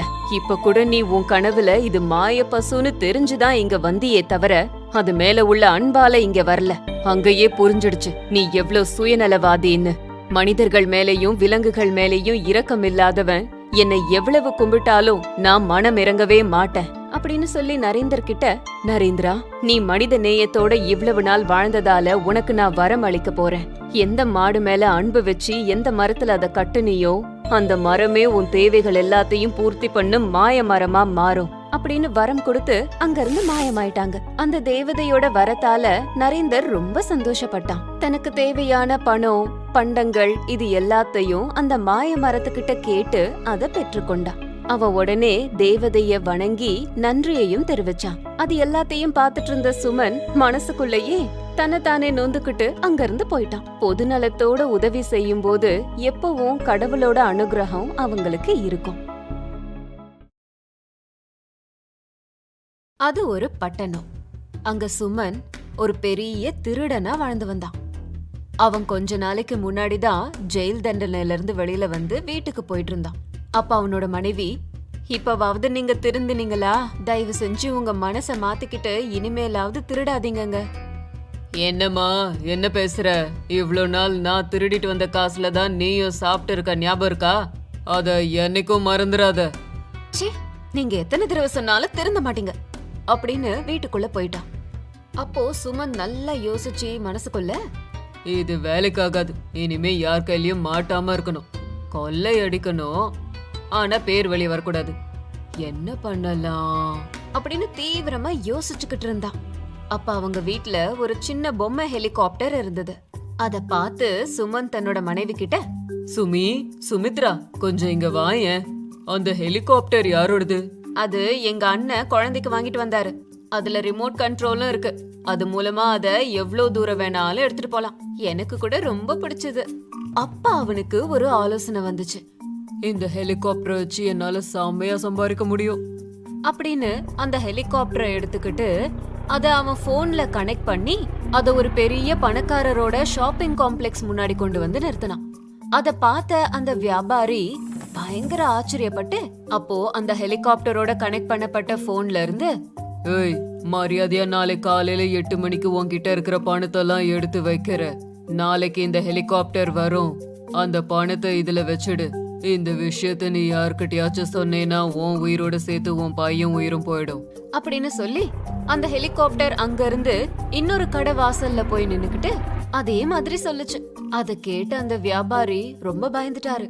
ஹெலிகாப்டரை மறுபடியும் சுமந்த் வீட்டுக்கு கொண்டு வந்துட்டான். மறுநாள் காலையில விடிஞ்சது. அந்த 2 வியாபாரிகளும் பயந்துகிட்டே ஹெலிகாப்டருக்காக காத்துக்கிட்டு இருந்தாங்க. அப்போ அங்க ஹெலிகாப்டர் வந்தது. அதுல இருந்த போன்ல, மரியாதையா பணத்தை இதுல வச்சுட்டு இங்க இருந்து ஓடி போயிடு அப்படின்னு வாய்ஸ் மெசேஜ் கொடுத்தான். சரி சரி, இப்பவே தோறேன் அப்படின்னு பணத்தை கொண்டு வந்து ஹெலிகாப்டர்ல வச்சாரு. அவர் அப்படி செஞ்ச உடனேயே ஹெலிகாப்டர் அங்க இருந்து கிளம்பிடுச்சு.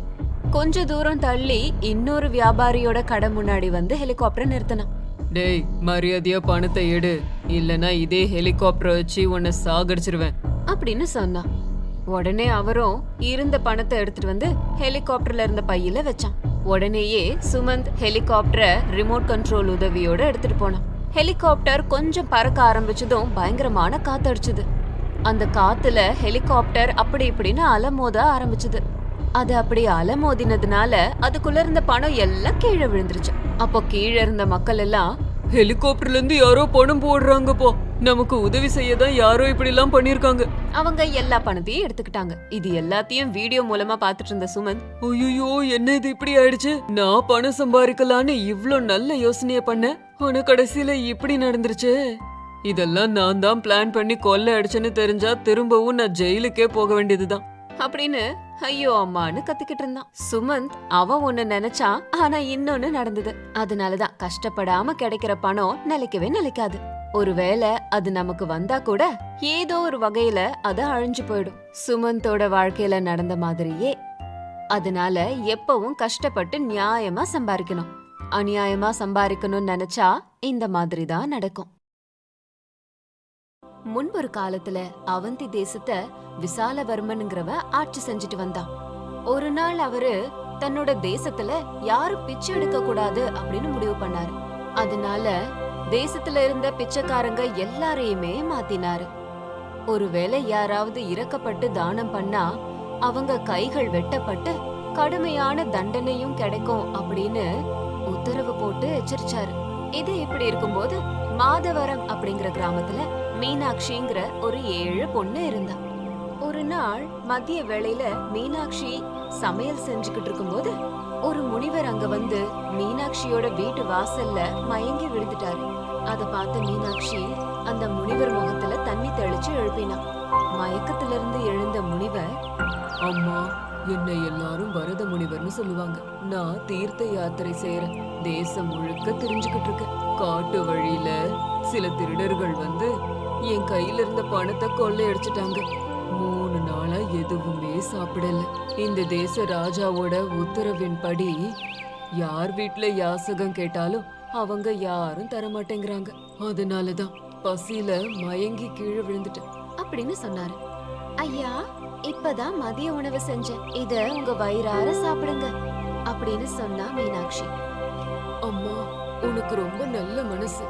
அதனாலதான் உனக்குன்னு சமைச்ச பண்டங்களை எனக்கு தர.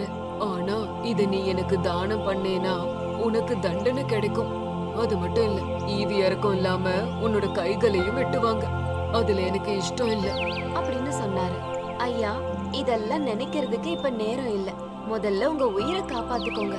என் கை போனா பரவாயில்ல அப்படின்னு உணவை அந்த முனிவர்கிட்ட கொடுத்தா மீனாட்சி. அத வயிறார சாப்பிட்டு, அம்மா, என் உயிரை காப்பாத்தின. இந்த உதவிய என் உயிர் இருக்கிற வரைக்கும் மறக்க மாட்டேன். நல்லா இருமா அப்படின்னு சொல்லிட்டு அங்க இருந்து போயிட்டாரு. 3 ரொட்டிகளை முனிவருக்கு தானமா கொடுத்தத பார்த்த காவலாளிகள் மீனாட்சிய பிடிச்சு சபையில நிப்பாட்டினாங்க. மீனாட்சியோ பசியோட வந்த முனிவருக்கு தான் தான் உணவு கொடுத்தேன் அப்படிங்கிற விஷயத்த ஒத்துக்கிட்டான். உடனே மகாராஜா உண்மைய ஒத்துக்கிட்ட மீனாட்சியோட கைகளை நறுக்கும்படி சொன்னாரு. மீனாட்சிய பார்த்ததுக்கு அப்புறம் மகாராஜாவோட மனசுல ஏதோ குழப்பம் இருந்தது. அவளோட அழக அவரால மறக்கவே முடியல. அந்த பொண்ணை பத்தி யார்கிட்டயாவது கேட்டா அவங்க, அந்த பொண்ணு ரொம்ப நல்ல பொண்ணு, இறக்க மனசுக்காரி அப்படின்னு நல்ல விதமா சொன்னாங்க. அதனால அந்த இடத்துலயே விசாலவர்மன் மீனாட்சிய திருமணம் பண்ணிக்கிட்டாரு. திடீர்னு மீனாட்சிய ராஜா கல்யாணம் பண்ணது ராஜாவோட முதல் மனைவி இந்துமதிக்கு சுத்தமா பிடிக்கல. நாளுக்கு நாள் மகாராஜா மீனாட்சி கிட்ட நெருங்குறது இந்துமதியால சகிச்சுக்கவே முடியல. என்ன ஆனாலும் சரி, எப்படியாவது அந்த பொண்ண அந்த புறத்தை விட்டு துரத்தணும்னு நினைச்சான். அதுக்கு சரியான நேரத்துக்கு காத்துட்டு இருந்தா. கொஞ்ச நாள்லயே மீனாட்சிக்கு ஒரு மகன் பிறந்தான். ஒரு நாள் மகாராஜா பக்கத்து தேச நாட்டு ராஜாவை பார்க்க கிளம்பி போனாரு. இதுதான் மீனாட்சிய ஒழிச்சு கட்ட சரியான நேரம்னு நினைச்ச இந்துமதி ஒரு திட்டத்தை தீட்டினா. தன்னோட ஆதரவாளர்கள் எல்லாரையும் கூப்பிட்டு, இந்த மீனாட்சி ஒரு சூனியக்காரி, மகாராஜாவை மயக்கிட்டா. இல்லன்னா ஒரு குற்றவாளியா இருந்து மகாராஜாவையே எப்படி கல்யாணம் பண்ணிருப்பா? விந்தையா இல்ல அப்படின்னு வாய்க்கு வந்தபடி பேசினா. இந்துமதியோட பேச்ச நம்பின ராஜமாதா மீனாட்சிய இந்த நாட்டை விட்டே துரத்த உத்தரவிட்டாங்க. காவலாளிகள் சின்ன குழந்தையோட மீனாட்சிய தூரமா கொண்டு போய் விட்டுட்டாங்க. எதுவும் செய்ய முடியாம நின்னுட்டு இருந்த மீனாட்சி ஒரு குளத்துக்கு பக்கத்துல உட்கார்ந்து அழுதுகிட்டு இருந்தா. கொஞ்ச நேரத்துக்கெல்லாம் குழந்தை பசியில அழ ஆரம்பிச்சிடுச்சு. மீனாட்சிக்கு என்ன செய்யறதுனே தெரியல. குறைஞ்சது தண்ணியாவது குடிக்கலான்னு சொல்லி குழந்தையோட தண்ணீர்ல இறங்கி தண்ணி குடிக்கலான்னு போகும்போது குழந்தைய தண்ணில போட்டுட்டா. இந்த வருத்தமும் தாங்க முடியாத மீனாட்சிக்கு இதயமே வெடிச்சிரும் போல இருந்தது. இந்த நேரத்துல அங்க அந்த முனிவர் வந்தாரு. அம்மா, எதுக்காக இப்படி அழுதுகிட்டு இருக்க? என்ன ஆச்சு அப்படின்னு கேட்டாரு. ஐயா, என் குழந்தை தண்ணில போயிட்டான் அப்படின்னு அழுதுகிட்டே சொன்னா மீனாட்சி. அம்மா, அன்னைக்கு நீ எனக்கு உணவு கொடுத்து என் உயிரை நீ காப்பாத்தின. அதுக்கு பிரதிபலனா உனக்கு உதவி செய்யற நேரம் வந்திருக்கு. நான் பல வருடங்களா கடுமையான தவம் இருந்து சில சக்திகளை அடைஞ்சிருக்கேன். அத நான் இப்ப பயன்படுத்த போறேன் அப்படின்னு சொன்னாரு. சுவாமி, உங்களோட சக்திகள் எல்லாத்தையும் மக்களை காப்பாத்த பயன்படுத்துங்க அப்படின்னு சொன்னா. இவ்ளோ கஷ்டமான நேரத்துல கூட தனக்காக சக்தியை பயன்படுத்துங்கன்னு கேட்காத மீனாட்சிய பார்த்து பெருமைப்பட்டாரு. அம்மா, இந்த உலகத்துல உன்ன மாதிரி மனிதர்கள் ரொம்ப குறைவா இருக்காங்க. அன்னைக்கு நீ எனக்கு 3 ரொட்டிகளை கொடுத்த, அதனால நான் உனக்கு 3 வரங்களை தரேன் அப்படின்னு சொன்னாரு சாது. ஐயா, முதல்ல என் குழந்தைய காப்பாத்துங்க அப்படின்னு கேட்டா. உடனே முனிவர் ஏதோ மந்திரங்களை போட்டாரு. உடனே தண்ணிக்குள்ள இருந்த குழந்தை மீனாட்சியோட கைகளை வந்து சேர்ந்தது. குழந்தை கைய வந்து சேர்ந்ததும் மீனாட்சி சந்தோஷப்பட்டா. இன்னும் 2 வரங்கள் இருக்கு, கேளு அப்படின்னு சொன்னாரு சாது. சுவாமி, இனிமே எனக்கு எதுவுமே வேண்டாம். உங்களோட உதவியை நான் இந்த ஜென்மத்துல மறக்க மாட்டேன் அப்படின்னு சொன்னா மீனாட்சி. சுவாமி அதோட விடாம மீனாட்சியோட வெட்டப்பட்ட கைய திரும்பவும் வரவழைச்சாரு. அந்த நேரத்துல பக்கத்து ஊருக்கு போயிருந்த மகாராஜா திரும்பவும் வந்தாரு. மீனாட்சியும் குழந்தையும் அங்க இருந்ததை பார்த்து ஆச்சரியப்பட்டாரு. நடந்த எல்லாத்தையும் தெரிஞ்சுக்கிட்டாரு. இப்படிப்பட்ட குற்றத்தை இழைத்த இந்துமதிக்கு கடுமையான தண்டனை கொடுத்தாரு. அதுக்கப்புறமா மீனாட்சியையும். அது ஒரு கிராமம். அங்க சிவையா அப்படிங்கிற ஒரு விவசாயி இருந்தாரு. அவருக்கு துர்கா அம்மன்னா ரொம்ப பிடிக்கும். துர்கை அம்மனை எப்ப பார்த்தாலும் பக்தி பயத்தோட கும்பிடுவாரு. ஒவ்வொரு வருஷமும் தசரா பண்டிகைய அவரும் அவரோட குடும்பமும் சேர்ந்து கோலாகலமா கொண்டாடி மகிழ்ச்சியா இருப்பாங்க. சிவையா என்னைக்குமே ரொம்ப சந்தோஷமா இருப்பாரு. அவர்கிட்ட என்ன இருக்கோ அதை வச்சு சந்தோஷப்படுவாரு. அவருக்கு கல்யாணம் ஆகி 10 வருஷம் ஆகியும் குழந்தையே இல்ல. சகுந்தலா, நமக்கு கல்யாணம் ஆகி 10 வருஷம் ஆச்சு, ஆனா இன்னும் குழந்தைங்க இல்ல. அந்த அம்மா கண்ணை திறந்து நம்மள பார்த்து இந்த வருஷமாவது நமக்கு குழந்தை கொடுத்தா ரொம்ப நல்லா இருக்கும். ஆமாங்க, வெளியில போறதுக்கு கூட என்னால முடியல. கல்யாணம் ஆகி இத்தனை வருஷம் ஆகியும் இன்னும் குழந்தை இல்லையேன்னு எல்லாரும் ஏளனமா பேசுறாங்க. கவலைப்படாத சகுந்தலா, அந்த துர்கை அம்மன் எப்படி இருந்தாலும் நம்மள காப்பாத்தாம விட மாட்டாங்க. சீக்கிரமா நமக்கு சந்தான பாக்கியம் கிடைக்கும். அதே ஊர்ல மேகநாதன் அப்படிங்கிற இன்னொரு விவசாயி இருந்தாரு. அவர் பணக்காரர் மட்டும் இல்ல, துர்கை அம்மனை கும்பிடுற சிவையாவையும் பிடிக்காது. பணம் தான் நமக்கு முக்கியம், அது இருந்துச்சுன்னா எந்த தெய்வத்தோட அருளும் கிடைக்கும் அப்படின்னு எப்பவும் நினைப்பாரு. எதிர்பாராத விதமா சிவையாக்கு நஷ்டம் ஏற்பட்டுச்சு. அவரே ஏழை விவசாயி. அது மட்டும் இல்லாம மழை வந்து பயிரெல்லாம் மழையில மூழ்கி நஷ்டம் வந்ததுனால என்ன பண்றதுன்னு தெரியாம நின்னுட்டு இருந்து உதவிக்காக மேகநாதன் இடத்துக்கு வந்தாரு. மேகநாதா, இந்த வருஷம் பயிரெல்லாம் நாசமா போச்சு. வீட்லயும் ரொம்ப கஷ்டமா இருக்கு, கொஞ்சம் பணம் தரியா? மேகநாதன் உள்ளுக்குள்ள ரொம்ப சந்தோஷப்பட்டாரு. ஆனா வெளியில மட்டும் நடிச்சுக்கிட்டே, ஐயோ, அப்படியா நடந்தது? என்கிட்ட பணம் இல்லையே சிவையா, எதுவும் நினைச்சுக்காத. உன் பயிரெல்லாம் எப்படி நாசமாச்சு? எப்பவும் அந்த துர்கையம்மன் கூட இருக்காங்கன்னு சொல்லிக்கிட்டே இருப்பியே. உனக்கு நஷ்டம் வரும்போது உங்க துர்கையம்மன் எங்க போயிருந்தாங்க? நீ அவங்களோட பரம பக்தன் வேற. நீ இப்படி கஷ்டத்துல இருக்கும்போது அவங்க வரலையா அப்படின்னு கேள்வி கேட்டுக்கிட்டு இருந்தாரு. சிவையா மனசுக்குள்ளேயே, என்னது இது? இந்த வருஷம் துர்கையம்மன் என்னை இப்படி சோதிக்கிறாங்க. கூடிய சீக்கிரத்துல தசரா வருது, இப்ப என்ன பண்றது? எனக்கு ஒண்ணுமே புரியல அப்படின்னு ரொம்ப வருத்தப்பட்டுக்கிட்டே இருந்தாரு. இந்த மாதிரி நடந்ததே இல்லையே. வேண்டாம், எப்பவும் அம்மனை வேண்டதை நிறுத்தக்கூடாது. என் தலைய வித்தாது அந்த அம்மாவோட பண்டிகைய நடத்துவேன் அப்படின்னு இருந்த எல்லா பணத்தையும் போட்டு துர்கை அம்மனோட தசரா பண்டிகைய வைபோகமா நடத்தினாரு. ஊர் மக்கள் எல்லாம் அதை பார்த்து ஆச்சரியப்பட்டாங்க. இந்த சிவையாக்குன்னு பைத்தியமா? ஒரு வருஷம் தசராவை கொண்டாடலன்னா இப்ப என்ன வந்தது? நிலத்தை வித்து கொண்டாடுறாரு அப்படின்னு எல்லாரும் பேசிக்கிட்டாங்க. மேகநாதனுக்கு பயங்கர கோபம் வந்துச்சு. இவனுக்கு எவ்ளோ பட்டாலும் புத்தி வராது. இந்த உலகத்திலேயே அவன்தான் துர்கை அம்மனோட சிறந்த பக்தன்னு காட்ட என்ன வேணாலும் பண்ணணும்னு நினைக்கிறான். ஆனா சிவையா இது எதையும் காதுல போட்டுக்காம அந்த துர்க்கையம்மனை வேண்டிக்கிட்டே இருந்தாரு. ஜாடிக்கு ஏத்த மூடிங்கிற மாதிரி சிவையாவோட மனைவியும் துர்க்கையம்மனையே வேண்டிக்கிட்டு இருந்தாங்க. சிவையா நிலம் வீடு எல்லாத்தையும் வித்ததுனால அந்த ஊரு எல்லையில இருந்த காலி நிலத்துல வாழ்ந்து வந்தாரு. அங்க தன்னோட மனைவியையும் கூட வச்சிருந்தாரு. சகுந்தலா, என் மேல கோவம் இல்லல? ஏங்க அப்படி சொல்றீங்க? உன்னை கேட்காம வீடு நிலம் எல்லாத்தையும் நான் வித்துட்டேன்ல, அதனால. ஐயோ, அப்படிலாம் இல்லங்க. நீங்க என்ன செஞ்சாலும் உங்களுக்கு பின்னாடி நான் இருப்பேன். உண்மையிலேயே நான் ரொம்ப அதிர்ஷ்டம் பண்ணிருக்கேன் சகுந்தலா. என்னை இப்படி புரிஞ்சுக்கிற மனைவி கிடைச்சது உண்மையிலேயே எனக்கு அதிர்ஷ்டம். கொஞ்ச நாள்லயே சிவையாக்கும் சகுந்தலாக்கும் அழகான பாப்பா பிறந்தது. 2 பேரும் ரொம்ப சந்தோஷப்பட்டாங்க. துர்கை அம்மன் நினைவா குழந்தைக்கு துர்கா தேவிங்கிற பேரையே வச்சாங்க. ஆனா வாழ்க்கைய நடத்துறது கஷ்டமா போச்சு. குழந்தைக்கு பால் வாங்க கூட பணம் இல்லாம ரொம்ப கஷ்டப்பட்டாங்க. என்ன கஷ்டம் வந்தாலும் துர்கை அம்மனை வணங்கறத மட்டும் அவங்க விடவே இல்ல. திரும்பவும் தசரா வந்துச்சு. துர்கை அம்மனுக்கு தன் மேல இன்னும் எவ்ளோ பக்தி வச்சிருக்கான் இவன் அப்படின்னு பாக்குறதுக்காக சாதாரண பெண் வேடத்துல ஒவ்வொரு வீடா பாத்துக்கிட்டே வந்துட்டு இருந்தாங்க. பண்டிகை நாளா இருந்தாலும் கூட ஒவ்வொரு வீட்லயும் காலையில லேட்டா எழுந்திருக்கிறது, வீட்டை அலங்காரம் பண்ணி சுத்தம் பண்ணாம இருக்கிறது, காலங்காத்தாலே எழுந்திருச்சு சுவாமிய கும்பிடுறது, தன்னோட கோவில்ல கூட தீபம் ஏத்தப்படாம இருந்தது. இதையெல்லாம் பார்த்த துர்க்கையம்மன், என்னை மனதார கும்பிடும் வீடே இல்லையா அப்படின்னு வேதனைப்பட்டுக்கிட்டு இருக்கும்போது ஒரே ஒரு வீட்ல இருந்து மட்டும் துர்கா நாமம் வந்துகிட்டே இருந்துச்சு. அதை கேட்டு துர்க்கையம்மன் வீட்டுக்கிட்ட போய் பார்த்தாங்க. வீடு முழுவதும் சுத்தமா அலங்காரம் பண்ணி ரொம்ப நல்லா பூஜை புனஸ்காரங்கள்லாம் பண்ணி இருக்கிறத பார்த்து துர்க்கையம்மன் அந்த பக்தனை பார்த்தே ஆகணும்னு அந்த வீட்டுக்குள்ள போகும்போது சிவையா சகுந்தலா அவங்க குழந்தை 3 பேரும் பக்தியில மூழ்கி இருந்தாங்க. அத பார்த்து துர்க்கையம்மன் ஆனந்த கண்ணீர்ல மூழ்கி இருந்தாங்க. அவங்களோட கிழிந்த ஆடை, வீட்டோட நிலைமை இதையெல்லாம் பார்த்த அம்மனுக்கு அவங்களோட நிலைமை என்னங்கிறது புரிஞ்சுது. இங்க பாருங்க. யாருங்க நீங்க? உங்களுக்கு என்ன வேணும்? நான் யாரா இருந்தா உங்களுக்கு என்ன? உங்களை பார்த்தா அந்த துர்கை அம்மனோட பரம பக்தன் போல இருக்கீங்க. ஆனா உங்களோட உடை, வீடு இதெல்லாம் பார்த்தா நீங்க ஏழை மாதிரி தெரியுதே. அப்புறம் ஏன் திரும்பவும் அந்த துர்கை அம்மனுக்கு இப்படி படையல போட்டு கும்பிடுறீங்க?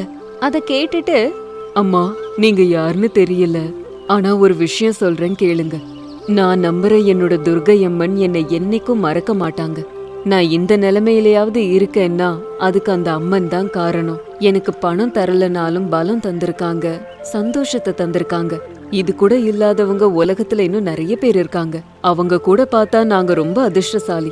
இது எல்லாத்துக்கும் துர்கை அம்மன் தான் காரணம் அப்படின்னு நான் நம்புறேன். தயவு செஞ்சு இதை புரிஞ்சுக்காம வாய்க்கு வந்ததை பேசாதீங்க. அத கேட்டதும் தன்னோட மனசுல பெருமிதம் கொண்ட துர்கை அம்மன் ரொம்ப சந்தோஷப்பட்டாங்க. அப்போ அவங்களுக்கு சகல ஐஸ்வர்யங்களையும் கொடுத்தாங்க.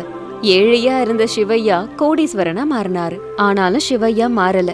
எப்பவும் துர்கை அம்மனை வணங்கிக்கிட்டே தான் இருந்தாரு. அத பார்த்து மேகநாதனும் திருந்தினாரு.